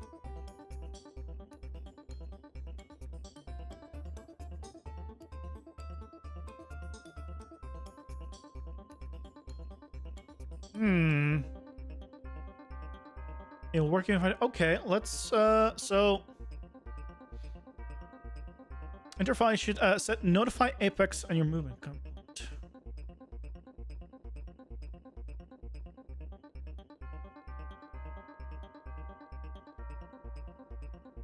Wait, there's just a no. I can set and get notify apex.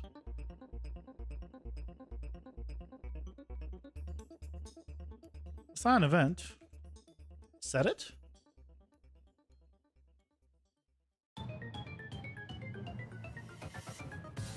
You want to do this?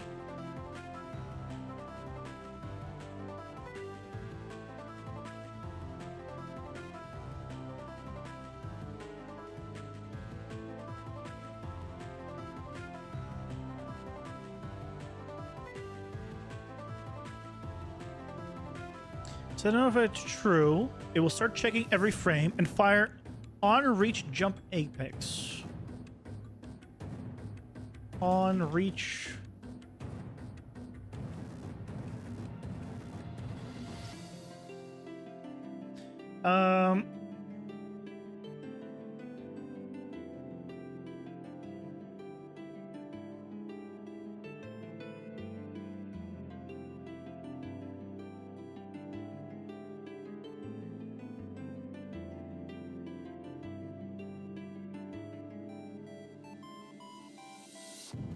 Do I need to turn this then off later?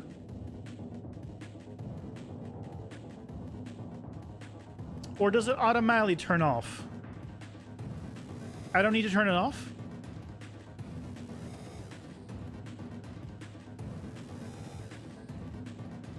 Oh, I can't just... Oh, it'll go off after firing the event. Got it. So I don't need to unbind this. Okay. Well, I just want to see this. Print string. Learning all sorts of things today. Hello. Yep, that worked. But what about here? Oh, yeah, it triggered immediately.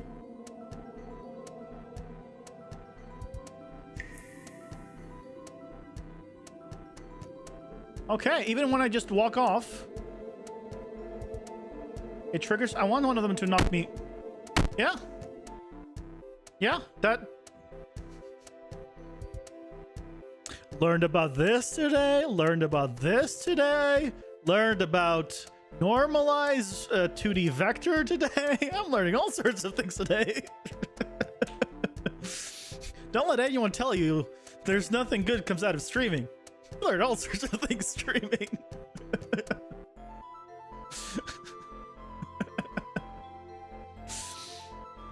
Huh. Reason I will fail is if I was knocked back up while already falling. Oh. Oh, that's actually a good point. Hold on.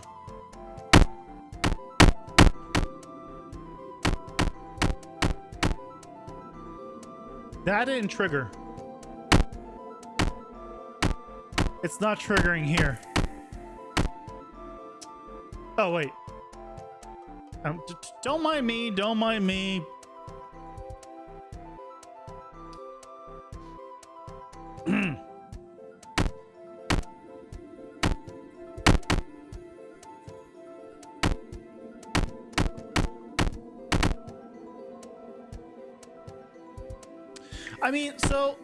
I mean, that's fine.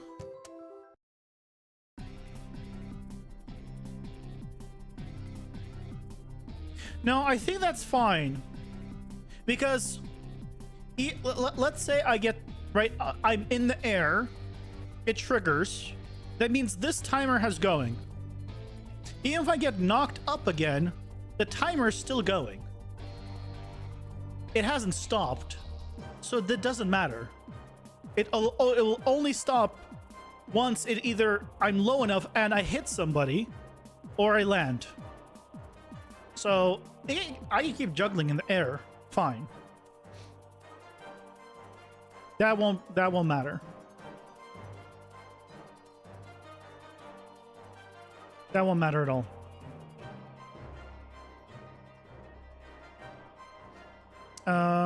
But let me go to...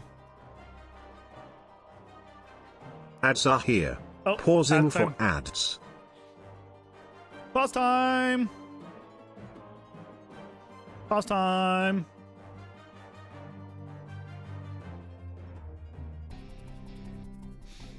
Okay.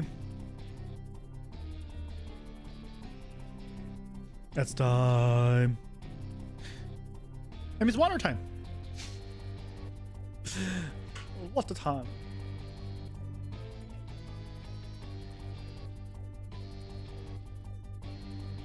Yeah, I'm gonna...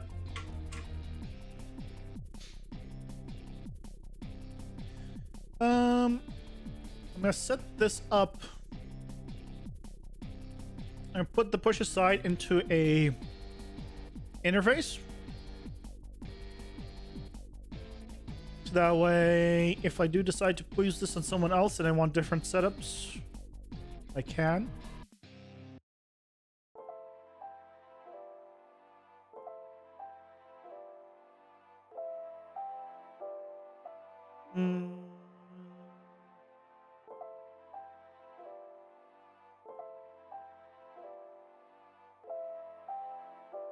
Yeah, I'll do that. I was thinking, do I want to? I probably won't, but might as well. That way I can set up with other stuff.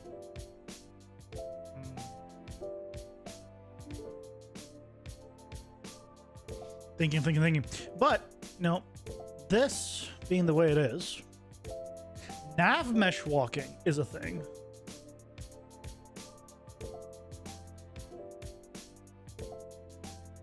Ads are done. Okay, I'm gonna just print string on nav mesh walking. I'm curious. So their walk. Oh, but they haven't changed. So if I come here, oh, they can't jump here. Come here. Oh, interesting. I wonder what this nav mesh walking is. Because it's not walking on a nav mesh. That's what I would have figured it was. I thought it was just walking on a nav mesh, but it doesn't automatically set it. So I guess it makes sense that it wouldn't trigger. I want to do... Let's push aside.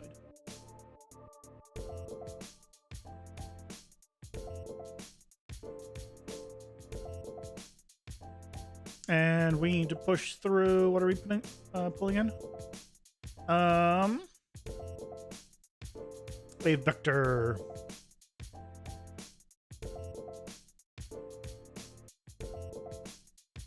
Hit normal. That's not the word normal.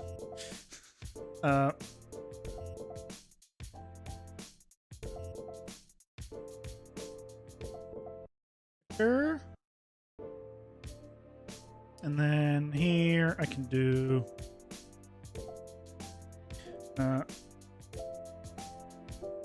push aside. You.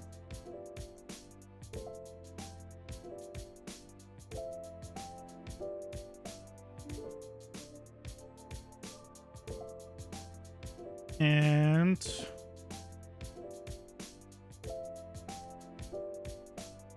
swap you out with you. There we go.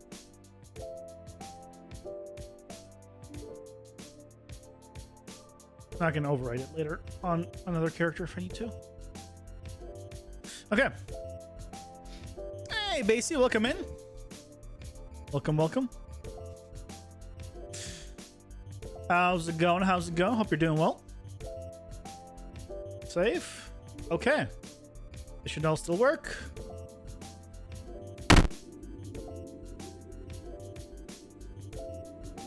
I just go here. Is it working? Is it working? Wait. Is it working?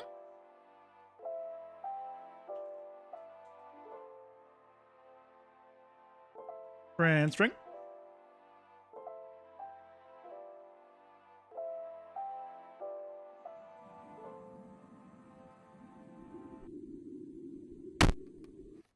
Okay, it is working. Oh. No, that's plugged in. Many mobs. Not too bad. Finish up the work for the day. Nice. Very nice. Very nice. Well, let me, It's hard to tell when they're moving is the thing, so I'm just gonna move this nav mesh back up. And we're just gonna, double check that I'm pushing them away. Okay, yeah, I'm pushing them away.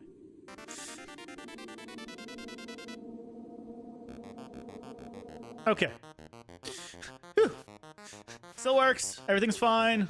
Just want to double check.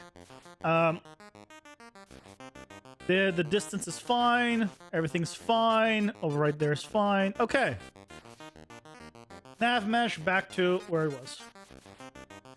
Yeah. So now, right? Now it's good.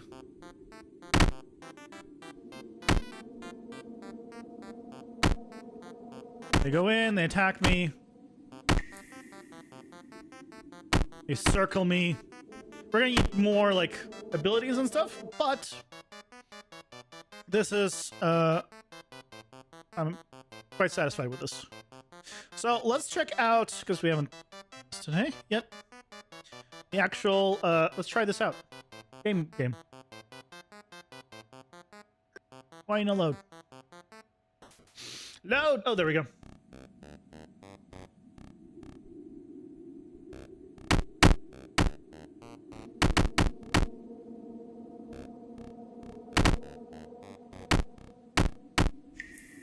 I need to roll. Oh, what? I'm pushing him? Wait. I should not be pushing him when I do that.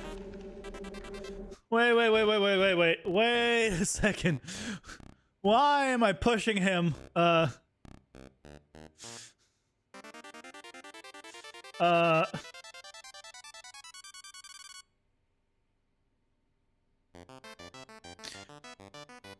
You, come here.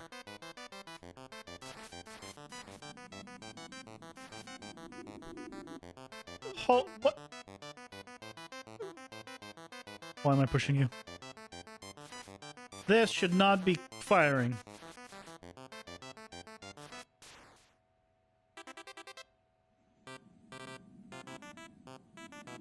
What?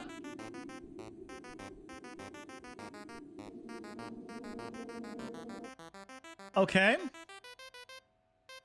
But even if this fires... Oh, it turns this on. But then, even if... But this is not true. Oh, and I am on the ground. Yeah, I am launching myself when I roll. So that's why it's triggering it. Okay, what I can do is, if its distance is less than 180... and greater than, let's say, 50. We can do it this way.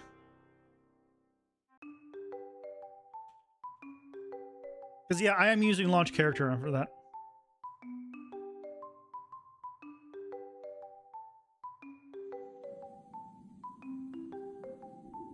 What? What is the distance there? Print string? Oh, it's because it's from the middle of me. So what's the distance? Okay, 100. Greater than 100 then. Because it comes from the middle of my body.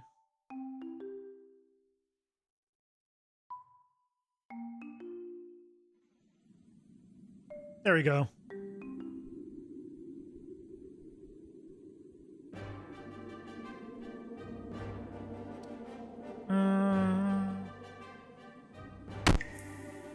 And here it still works, right? Okay. Greater and lower node have the same value?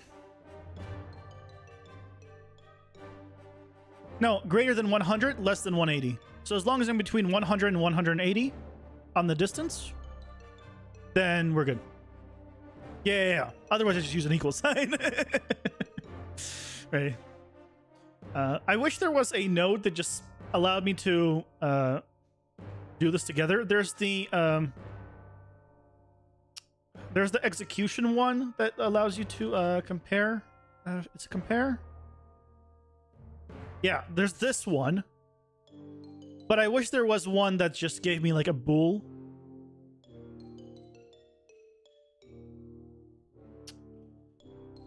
You know, I forgot about this node. Oh, this... Yeah, but this is such a... Like this is bigger node than this. Yeah, it does the same thing, but like, why is this so big compared to... I forgot about this. I don't use this enough.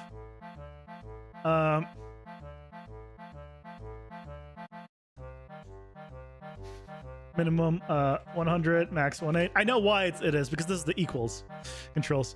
The bigger the better. I can't argue that lot. I mean, you have a good point. You can be inclusive. Yeah, there you go. I did forget about the in-range node. I use it so rarely that I did forget about it. Yeah, I'm putting it here, even if it doesn't matter, because then I can be reminded of it. Okay. We're good. Sure. Oh, yeah. He can now hit back. See, they can now hit back. Before they couldn't. I fixed that on the AI. So no longer am I just gonna pummel them to death. If I keep hitting him, he's gonna hit back. So no more infinite pummeling. Also, he's not dying because he has 4,000 health and I do 25 damage a hit. I'm not killing him anytime soon. They are my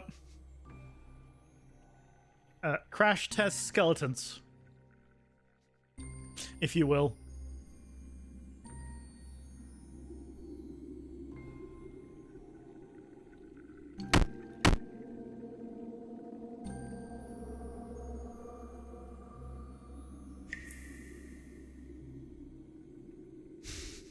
The projectiles are flying in. Nope. Can't touch me. No, no, no, no, no, no. Can't touch me. Ah, they got me. They got me. Okay. They got me. Oh, by the way, I don't know if you guys knew about this, but I sure as hell didn't. That print string executes when you package your game. I thought the fact that they were, when you do print string and it says development only, I thought that means when you package it, it's gonna go away. Or did I package a game wrong and it didn't go away because of it? Out of curiosity. I don't know if you guys know. Oh. No, I did shipping. I'm pretty sure I did shipping. Maybe I did this one. Maybe that one was on me. Maybe that one was on me. Last time I tried. Okay, but let's go back to the game.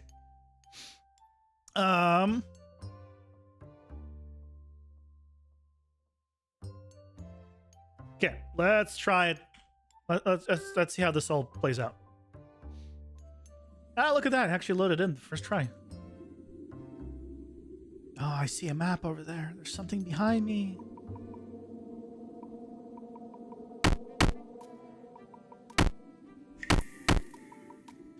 I don't know still how I want to... Why aren't you doing anything? I don't think I've set all of you guys up. Oh, now you're doing something.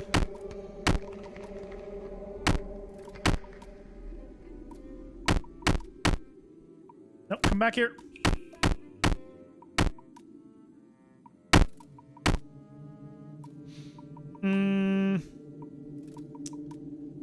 You know, one thing I don't like is... Okay, yeah. So I'm gonna need to change the height of my levels, is what I've learned. That, or I need to not jump as high.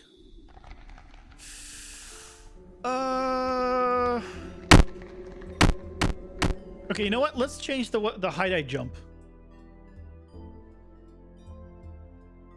That's an easy adjustment. Oh, again, I'm going there because I'm used to it. It's on my weapon information. Knock up amount. Let's do 250.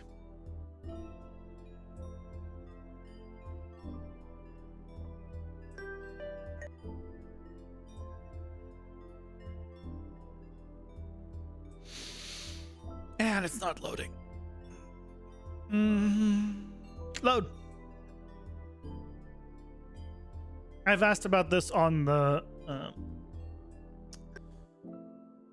Discord for Dungeon Architect, hoping to hear back about what is causing this, because when I do like the tests for it, because I was like a tester to see if there's any issues, and it's like the tester's fine, succeeds all the time, but just not when doing this. Here I have a very low chance of actually getting to the game, which is a problem.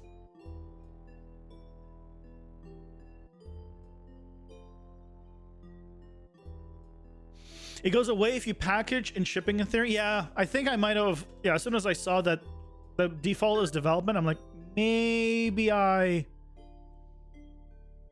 There we go. Maybe I set it to be in development. So one thing that I need to figure out, right, is the mobs in that room haven't loaded. And that's good, because I don't want them to be loaded until I enter in, right, in a sense.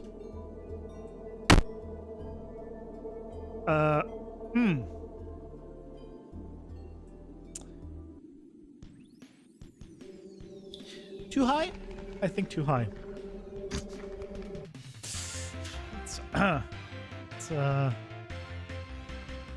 Let's go lower. Let's go 150.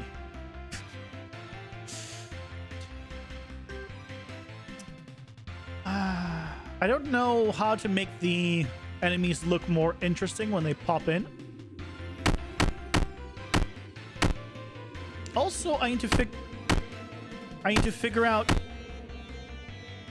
You know what? Maybe just that little mount is actually fine. I still come back here. Oh yeah, I still haven't fixed the fact that they're moving. Maybe that little amount, honestly, is actually okay.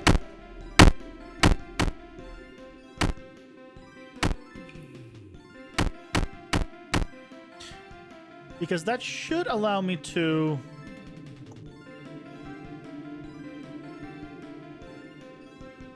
Oh, I'm dead technically.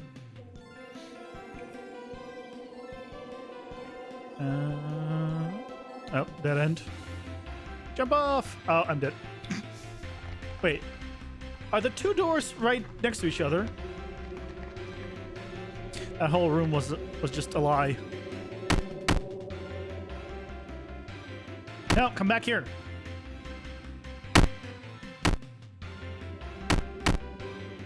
Wait, are you guys...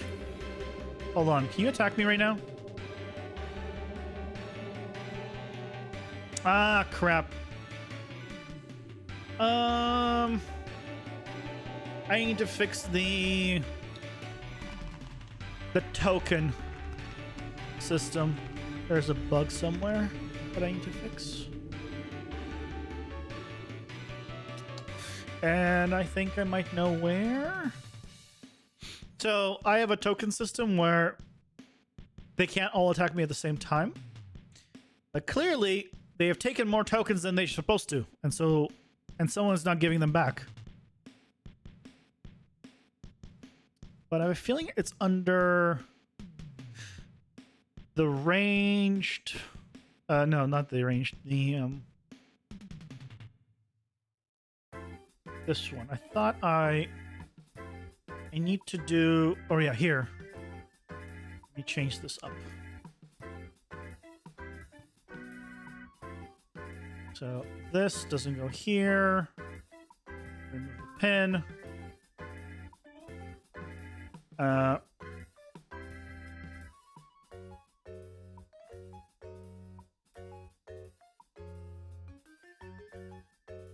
It's gonna go earlier. Assuming that I can act and I can do something, then reserve it. If it succeeds, it continues.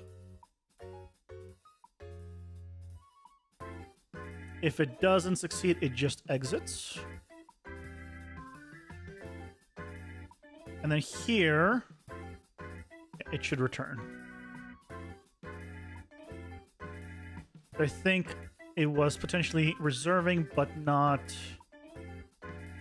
returning here. I should have still returned. Yeah, I think this is the problem. That should fix it.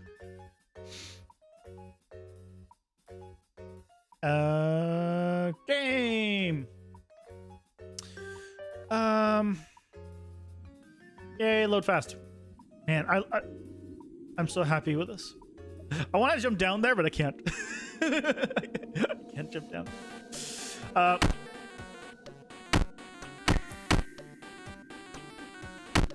Why could I not hit you? Odd. Odd, very odd.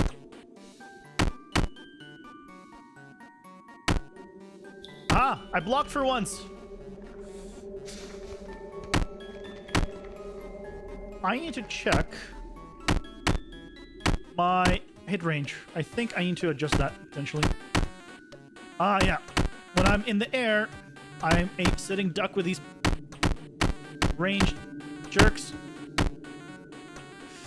I'm so screwed. No, I'm good. I'm dead. I also need to make it so if I'm rolling, I don't hit the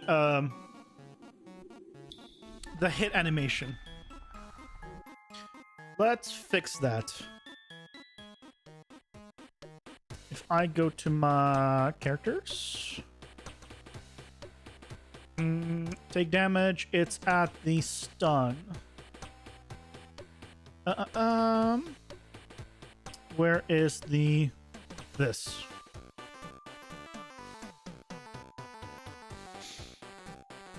Well, have a good one, holy crap. Have a good one. Thanks for stopping by. You're also out, Linerick. Take care. Take care. Thank you for being here. Thank you for all the help. Much appreciated.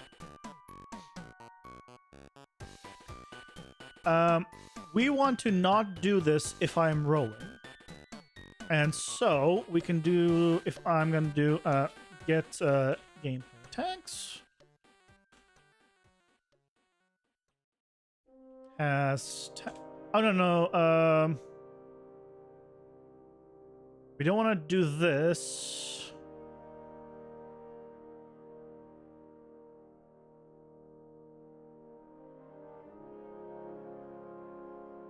This disables the attack trace, which is fine. And I don't want to do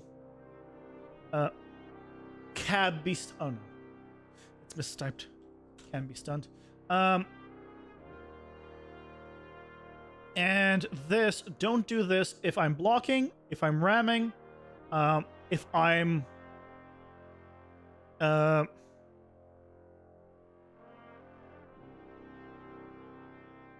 where is rolling? So don't play the animation in any of those.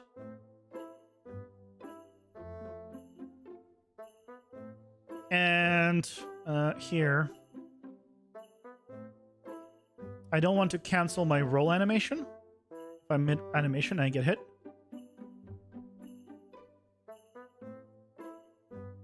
So do I have the roll tag? Or rather, not have it. If I don't have it, no. If I have it, then I'm just gonna go over it. If I don't have it, I'm gonna do this, and I keep it this way, so that way I can just take all this, move this up.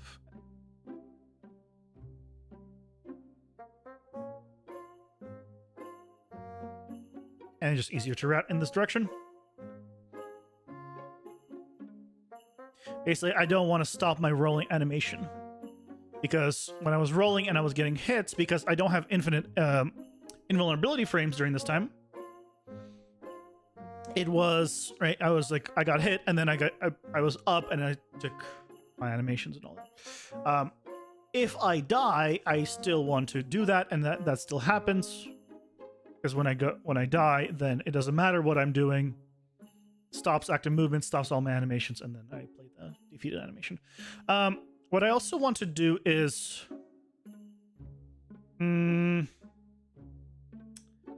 I need to set... specifically on the enemies...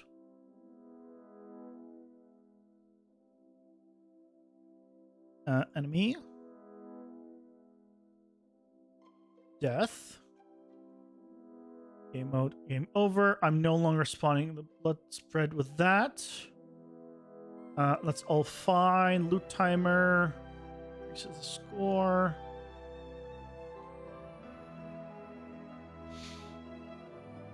Well, hello, Gleason. And good night, Gleason. or is that you saying hello? Hello to Brazil. I'm assuming that you're starting that off. I'm assuming you're saying hello as a good and you're not saying goodbye as your first messages. But welcome. Or goodbye. Thanks for being here. I don't know which one it is. I don't know which one it is.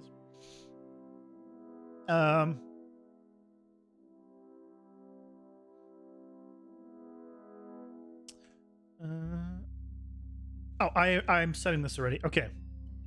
So what I need to do is from here. Where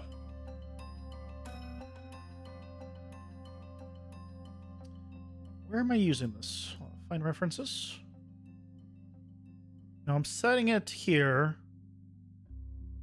Oh, here. I'm setting it as dead. Ah, okay. Hold on. Go to AAC enemy dead. I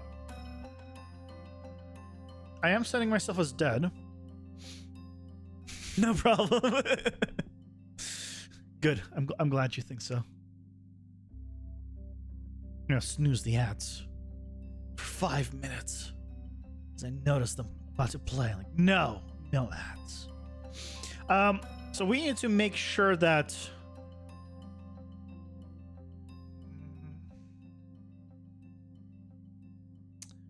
we need to lose focus. Can I execute? Hold on, I need to go to my behavior tree stuff. So I have a task. I'll clear focus. Oh, is there? Did I make one called clear focus? Clear focus. Oh, okay, there we go. That should take care of that. So now he should no longer be looking around when they die, I believe. Oh, you're very welcome. I'm glad you like them. And I'm glad they're probably helpful. I say probably because, you know, it's debatable. It's very debatable.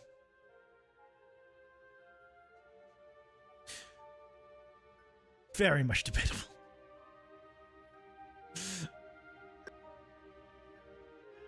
Ah, you jerk.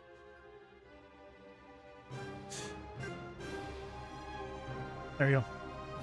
Okay, so now when I kill the enemies, they should no longer...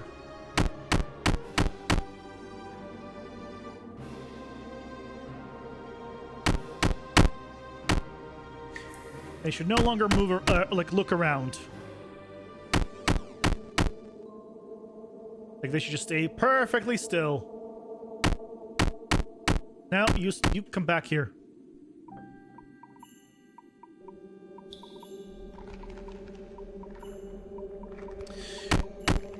So, I've been considering...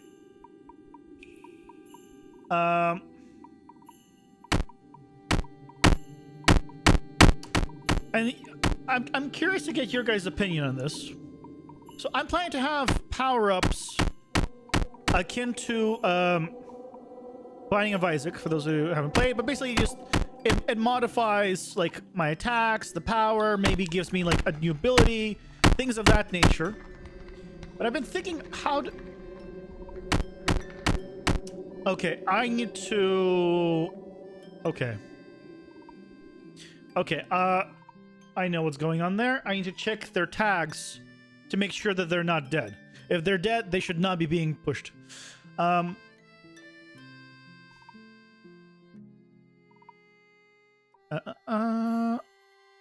let's go back to testing.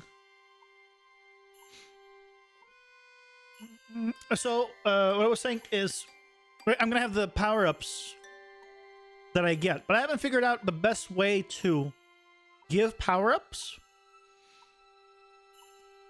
One idea I had was each enemy has a chance to drop a random power-up. Let's say 10%, you know, any random enemy will drop a power-up. That can be a little bit, you know, hard to control in terms of, like, maybe one run you'll just have, like, 10 enemies in a row drop a power-up, and then you'll be so overpowered. Versus another one, maybe you just have bad luck. So another system, right, is to have, like Binding of Isaac, you have, like, every level has rooms that you go to get them. But considering how much of a maze some of these are without a minimap, it's going to be hard to find them. So what I was thinking just now, actually, is I could do it based... I can implement an experience system.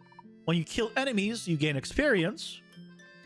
And when you hit a level, you get presented with, let's say, 1 of 3 power-ups to get, or however many. And you can pick one. And then, right, and then you need to kill however many for the next level, for the next level. And so you're motivated to explore and kill more. And I think that could be a good way of doing it. Right? From C4, what you got, you don't need to clear it. So, right now, I have removed the difficulty.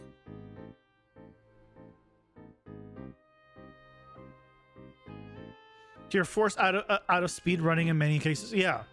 I don't have a difficulty scaling right now. I removed it, pretty much. So, prior to this, I used to have it where every new room you entered, enemies would get stronger because they only have a single level. And so you needed the power-ups, and you need to power up yourself to keep up. But I removed that power-up mechanic while I deal with everything else, and I wanted to change it entirely. So, that's why. That's why you can just go through the entire thing. It's still hard to get through the entire place without any power-ups. But yeah, that's something I still need to, like, figure out. I want to motivate to kill enemies for experience to get power-ups, because things will get more difficult. So in Binding of Isaac, everything on the same level is a set difficulty, but when you get to the next level, things are more difficult, more difficult, more difficult. So it's not that on this level, you can bypass everyone and go right for the boss and kill it and be fine. But the next level that you do, you're screwed because you don't have the power-ups or the buffs that you need to progress there. That's the thought process. Don't know if it's a good thought process. We'll need lots of testing and all that, right? But that's the thought process.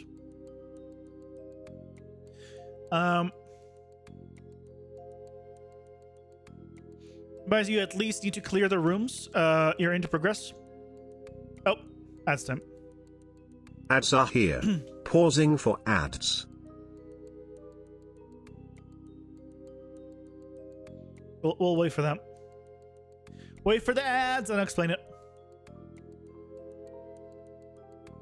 We're gonna wait for the ads. We're gonna wait for the ads. Da da da da.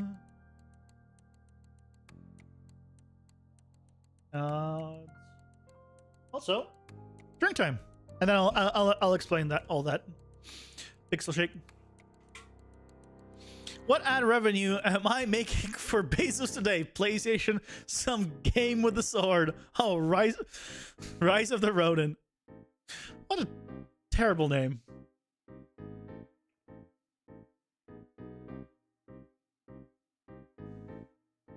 I'm sorry, but that's a terrible name. Rise of the Ronin.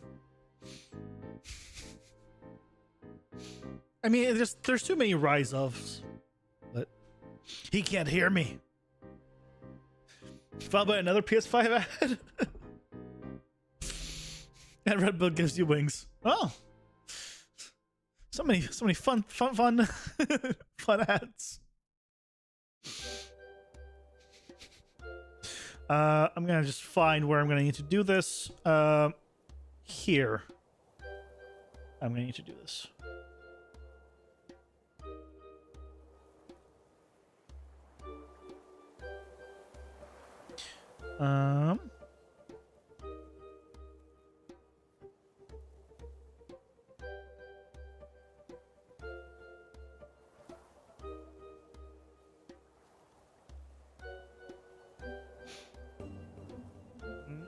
Okay, ads are done. So, for this, I am planning to make it so you have to clear the room to progress. Akin to Binding of Isaac, where the doors will not open until you clear the room. I mean, lots of games have it like this, right? You have to clear that room to go to the next room, and you can pick whatever room you go to. Just right now, I don't have that implemented. But yeah, you will be forced to clear the room. So, yeah.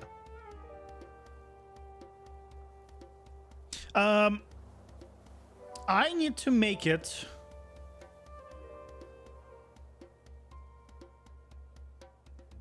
I need... Are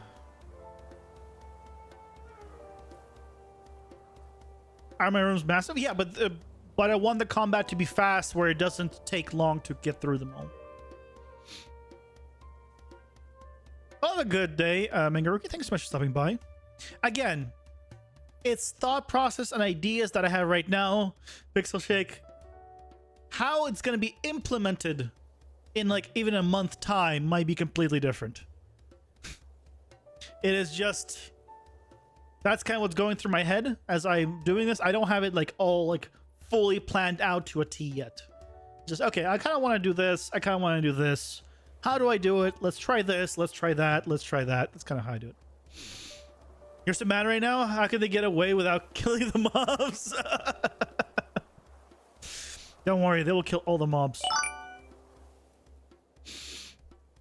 Meg! Thank you so much for the raid, guys. Welcome in, everyone. Hello, Meg.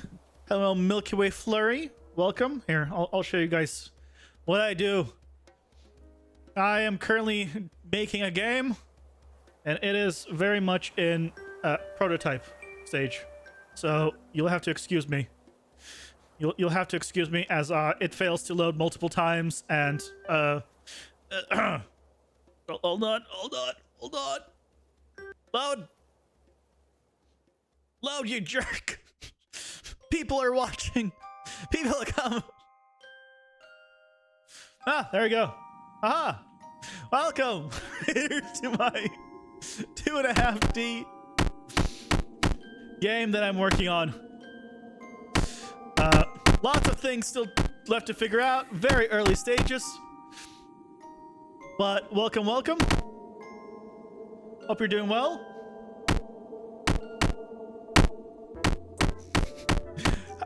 How was the stream, Mig? Hope you had fun. Hope it was good. Even just like, why isn't this working? I mean, I'm pretty sure devs are the first ones to say, why isn't this working?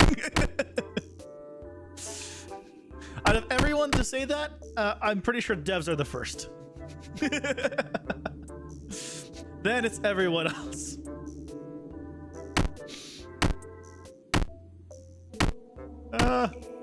Oh. That wasn't good. Hey, hold on. Give me it. Yeah, I'm taking way too much damage, so already, this is... Okay. Fine, we're fine. Pick up some of these balls with your health. Usually say this isn't going to work, but let's try it. I mean, that was pretty much this entire, well, not entire stream. This is pretty much like my entire everything. Is yeah, that's how I judge and do anything. Like, okay, I know I have an idea. It is not gonna work, but I'm gonna try it, and then I'm gonna see how it fails, and then I'm gonna learn from it, and then adjust everything accordingly. And that is pretty much me. Right? That is pretty much how I do things. I fail constantly until I succeed, and then I go from there.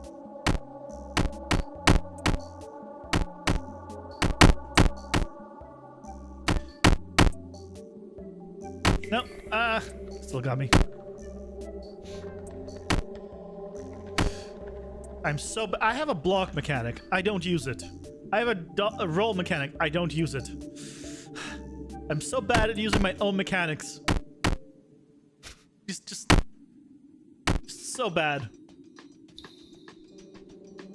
I think I need to make it so block just blocks full damage. That will motivate me to use block more. So why aren't you guys moving? I need to check the collision stuff. Do I need to change my default attack sound to a duck quacking? Out of all things to change it to, why a duck quacking? Now, I'm not saying it's a bad idea. I think it's a fantastic idea. I'm just curious why you chose a duck. Why not a goose? What about a mongoose? What is the sound of a mongoose clapping? Can we use that? That's probably a good, good one. Yeah, every time you attack, honk, honk, honk, honk, honk. Perfect. That sounds like perfection.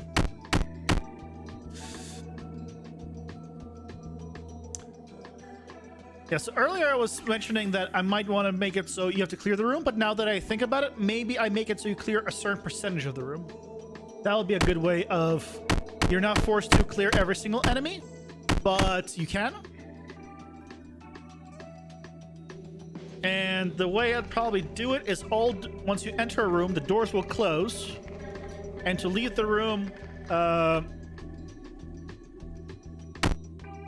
they'll only open when there's less enemies than a certain amount in that room. I'll need to figure out the best way to do it. I don't know yet. Gotta figure things out. Why aren't you guys doing anything? Yoo-hoo.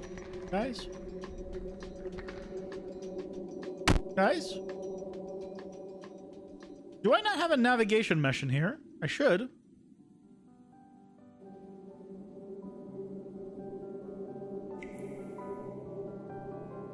I should have a navigation mesh in here. Why aren't you guys doing anything? Or moving? I need to check the nav mesh, I guess. Well, no, none of them. They all just stopped moving. Oh boy. Oh no. Why things break? Why things break? Darn it! Darn it!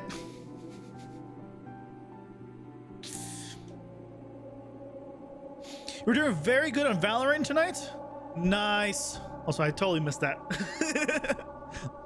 A lot of forward progress there. That's really nice. Whenever the enemies were less static and didn't stay so close to their spawn point and be more like a, well, they shouldn't be. They should be moving, right? The problem is right now they don't look around. So once I get into their vision, into their cone of vision, and then they see me, right? Then they attack me. Basically, I need to add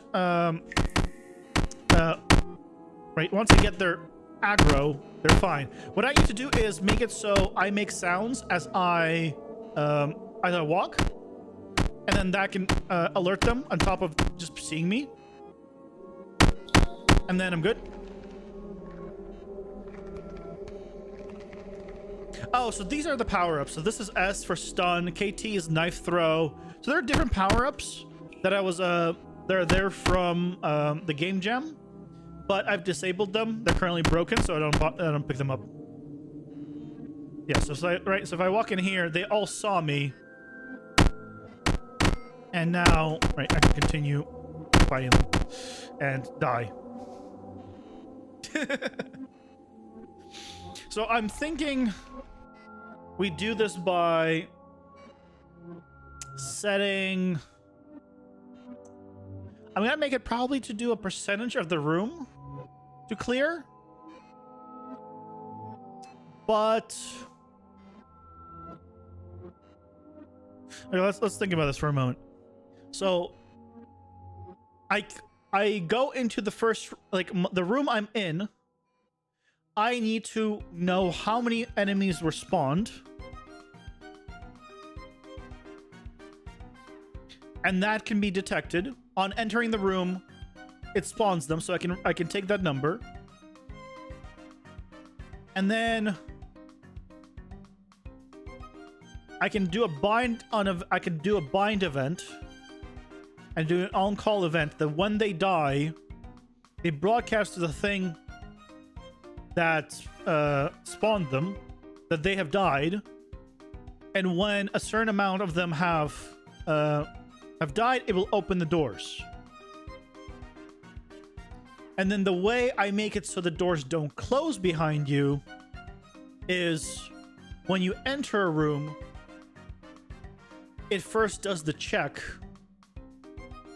to see how many enemies are dead, or how many enemies there are just in general, how many of them are dead, and then if no enemies are there, it spawns it, versus you guys know what I mean. So I think that functionality should work. I think we might try implementing that tomorrow, and then we could say something like 50% of the enemies need to die, right, to progress. Because with the as it was mentioned earlier, the rooms are big, so being forced to kill everyone in the room isn't the best. But this is a if I had to kill everyone, it might be too much. And then this one has multiple floors, and so maybe I don't need to go up to the second floor. I can just kill everyone here on this floor, and then just go on. I kind of like that idea. Also, right now, if you're wondering, these little balls, the spawn of them give me 2 HP per. So that's how I'm able to keep fighting.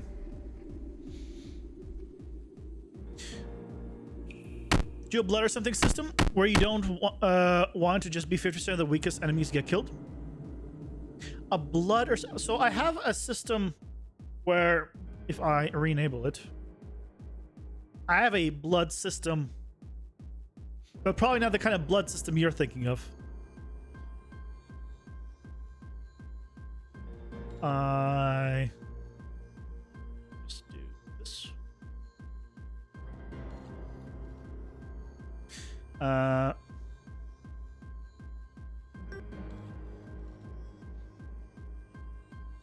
yeah, I definitely want to make... Oh, I love this view. There definitely needs to be value for each enemy, and that's what I had before. So originally, when you killed someone, they spawn a pool of blood that you can see there that actually gets bigger over time, and then enemies can pick up that blood and then get stronger if they pick it up. You could also absorb that blood, and then you get stronger. That was the original mechanic, right? So this guy got bigger, and I can come in here and pick up the blood and get stronger and regain some health. Right? So there's a blood mechanic, but I don't think it's the kind of blood mechanic you're talking about. I'm curious what the blood mechanic that you're referring to is. But I removed it because this is not scale right now to my to this big place. Is where blood is value?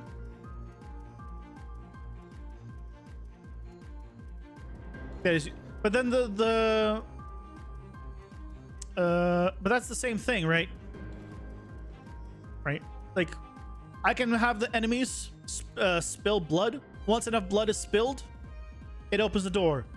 But behind the hood, it's still... Oh, I see what you mean. And so different enemies will shed a different amount of blood. So in a sense, it is going to be a percentage of it, a percentage of the enemies, but it'll now depends on what enemies will be how much blood.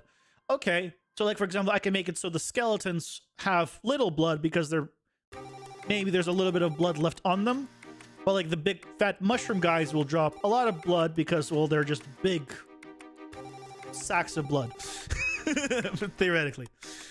Okay, and it's random enemies.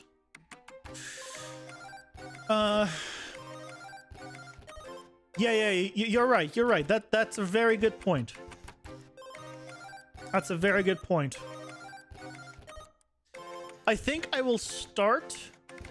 I think I'll start with just a hard 50% or a hard number, but then we can adjust it, right? We can just reattach it to that system down the line, because I will need to figure out.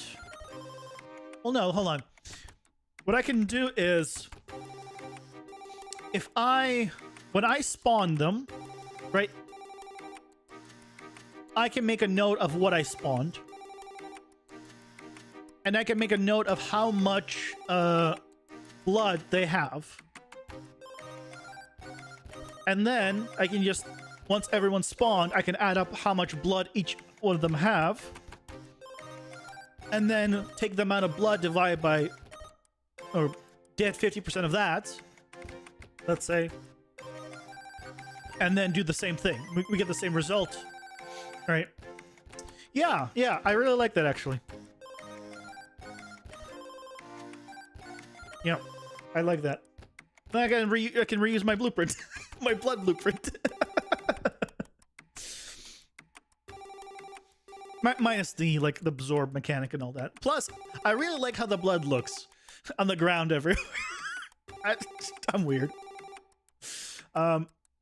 Eventually it'd be more like a splatter effect, you know, make it look nice, but okay.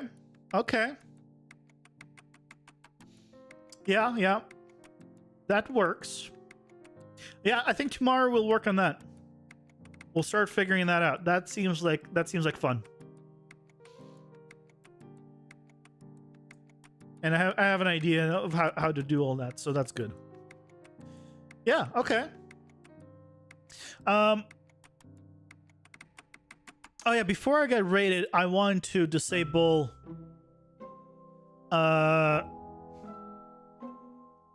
the bug that we had where an enemy is dead. I might need to do a multi-trace. So right now we have it, right? Our little when I jump and I push enemies away, it still hits enemies that are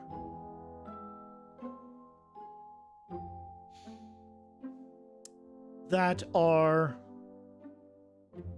dead.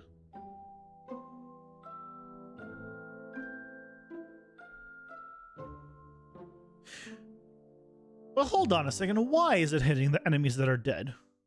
Aren't I setting the... I am tracing for pawns, but when one of them dies...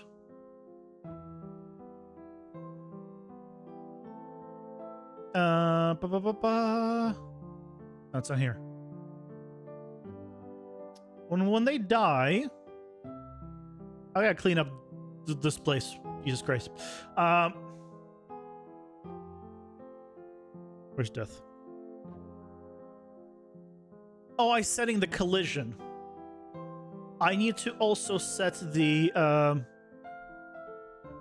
well, no, the collision response to pawn is ignore.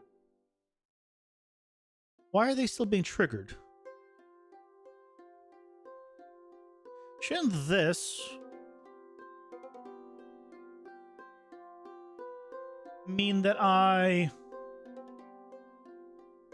when I trace for them, it should work? The sprite? That's a good point. Sprite pawn is ignore. Sprite pawn is ignore. It is set to pawn, but it is set to ignore on pawn already.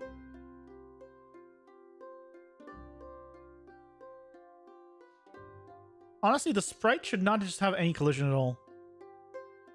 No collision. Particle system? No. Particle system has no collision. There's no... This is just a node that I put stuff up.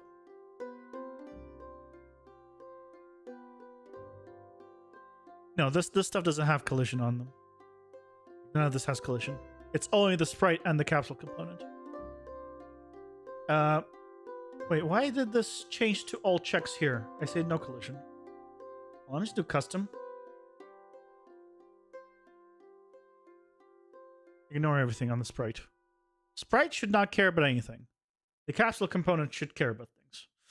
And the capsule component here is now overriding it. So you know what? I'm gonna just test this. I'm gonna take you. I'm gonna move you over here. I'm gonna raise my nav mesh volume so so you're just not working. Yep. So now if I... Yep, so he gets pushed.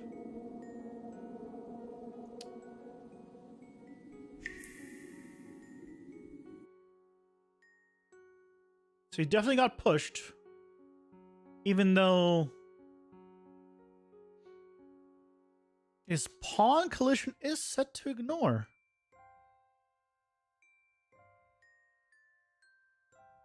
That is really odd.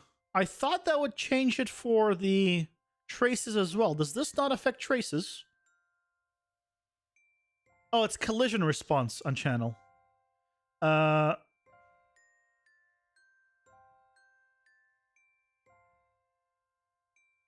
No. It's just collision. Is trace response different than collision response?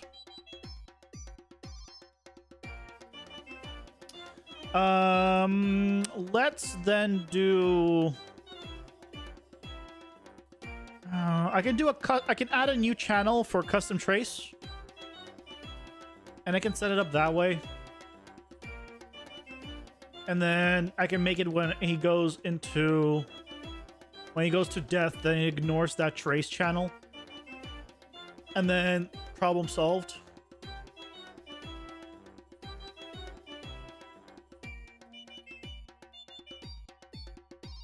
Yeah.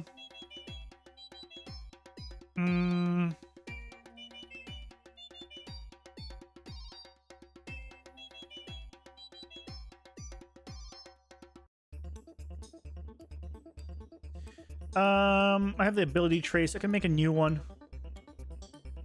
What would be the call this one?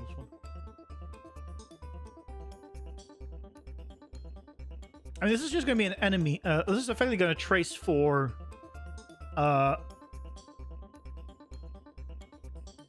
like, living character trace.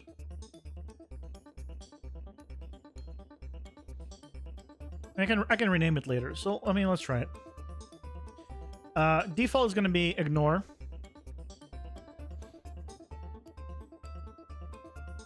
Are you sure it's getting past the bull before the check? Oh, okay, I see what you mean. So, here, I'll do a... Because, so here, I have it where if he's moving on the ground, he will do this. And if he's not on the ground, then it goes... then he still has gravity on him. And then he does... and then he falls, and there's on landed. I check if he's dead, and then I set it to ignore here. So either he dies in the air and then falls and then does an on landed, or he does it immediately. But here's the print string here. Right. And I know for sure that this works. So there's the print string, and I can walk through him. The collision is gone. So I know it works in terms of collision, right? But just not the trace, as you saw.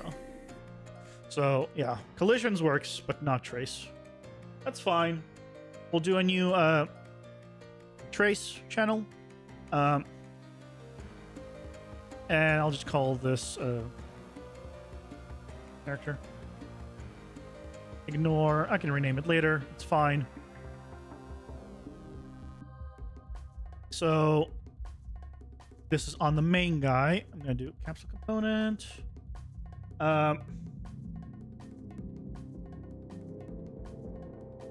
Custom. Character is going to be overlap by default.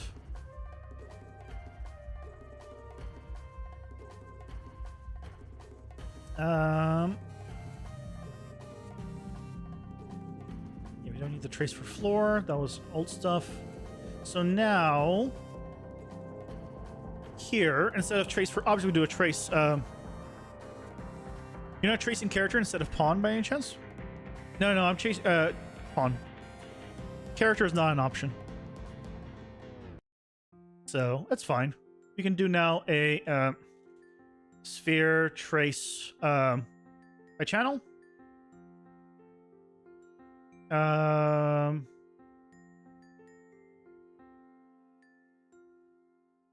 And I just plug in everything here.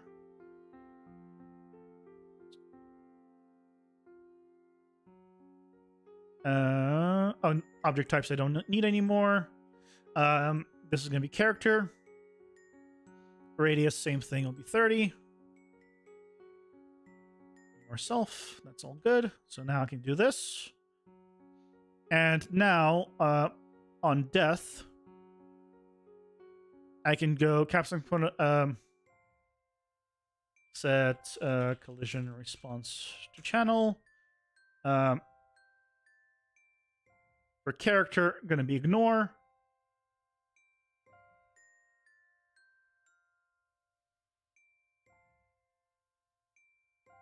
And I'm going to do the same thing on landed.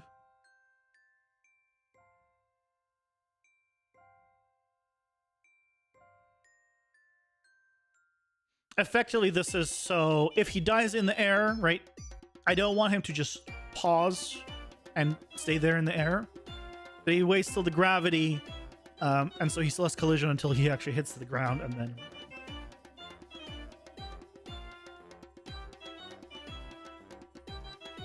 Okay. Let's try it. So, first of all, okay.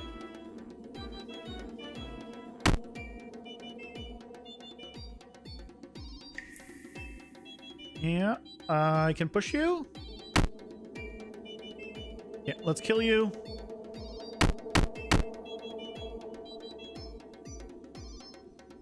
And I can no longer push you. There we go. He's no longer being pushed. And I'm just gonna double check that he was getting pushed because this guy kind of doesn't rotate properly, like around the center. This guy's a little bit easier to see. Oh, ads. Ads are here. Pausing for ads.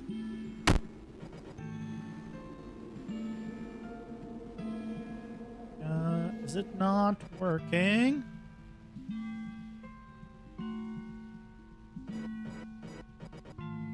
Oh, I need to check your collision.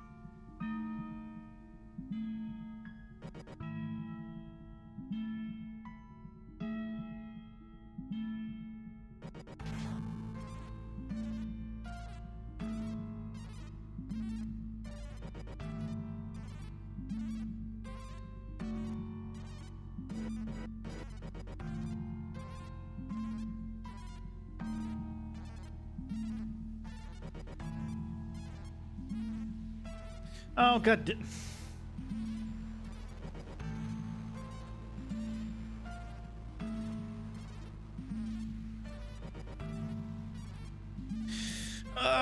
It bugged out again.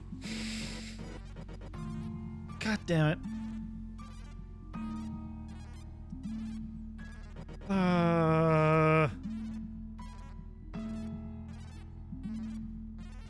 Crap.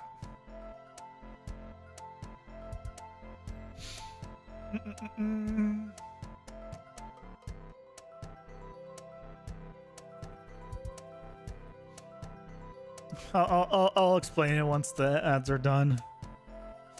This happens sometimes. I don't know why.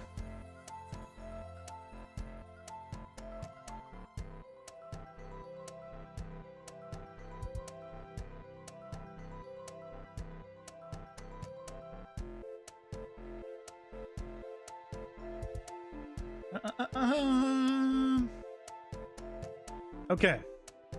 Ads are done. So this is my main parent blueprint, right? And the child, if I click the collision cylinder, right, it's the detail panel is gone. The sprite, the detail panel is gone. It's bugged out. This happens occasionally. I don't know why.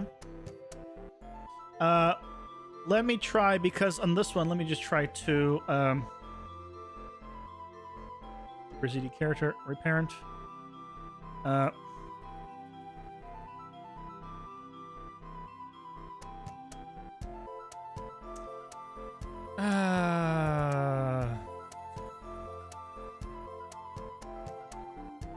Yeah, so the only way I found to fix this is to revert this file.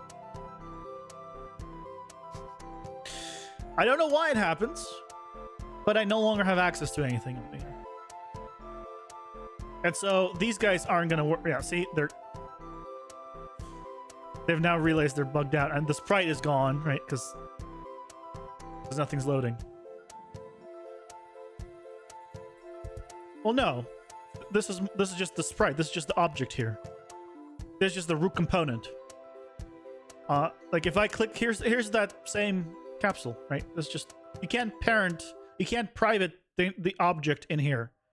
You can private variables, but you can't private this. You can see here's all the info, but in the child is gone. Did I do anything today in the child?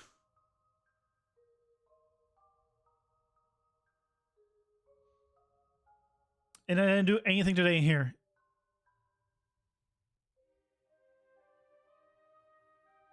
You can't editable when inherited? Oh yeah, well, like I can't edit anything. It's inherited, but I can't edit anything. I can't touch anything. It's detail palette's gone. It's bugged. I hate this bug.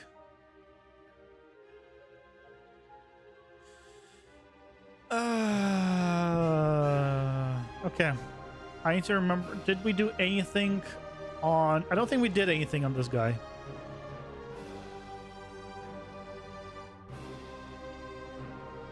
Well, I did some stuff on this guy, and it's broken. Because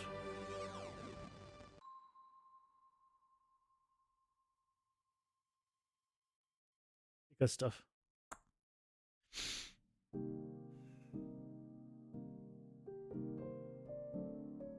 I mean, you guys saw it. I mean, I was in this thing just earlier and tweaking these values. So there's an option to lock out editing on children. Is there? How do you do that? Because maybe turning it off and on would fix it.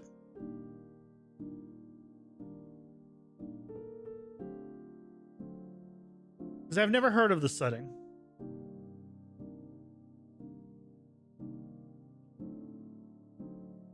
Editable and inherent. Let me just try. Uncheck. Check. Compile. Uncheck. Compile. Check. Compile. Yeah. Bugged out. I gotta revert it. It's a pain. It's a pain.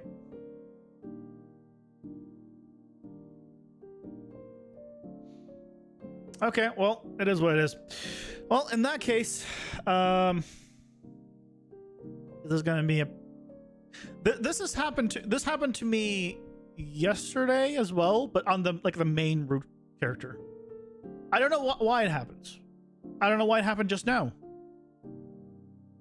But it did. And now I gotta... Normally, like, unparenting and reparenting fixes it. Let me try... I mean, I can go back to, like, parent class actor.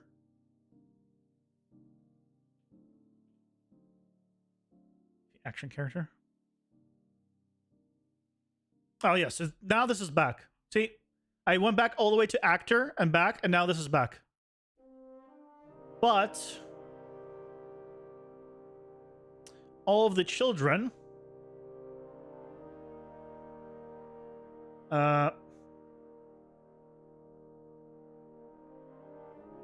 Where are all the children? Let me see. Right, all the children, because they inherit from it, got reset because of this. And so I would need to fix all the children as well. So it's probably easier for me to just revert this, or try to revert this guy. Then, yeah.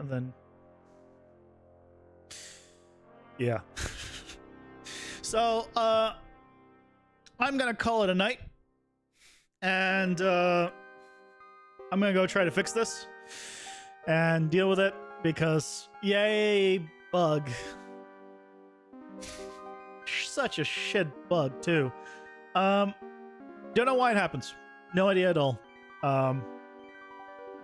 So I can't even tell you how to prevent it.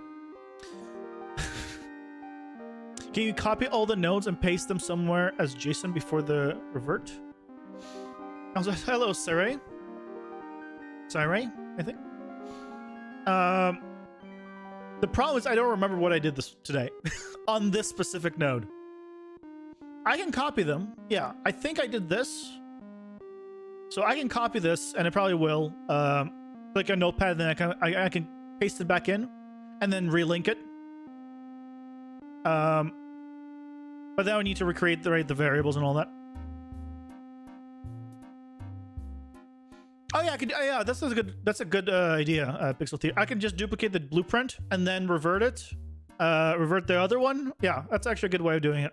And then I can just copy paste between them. Yeah. Let's do that real quick.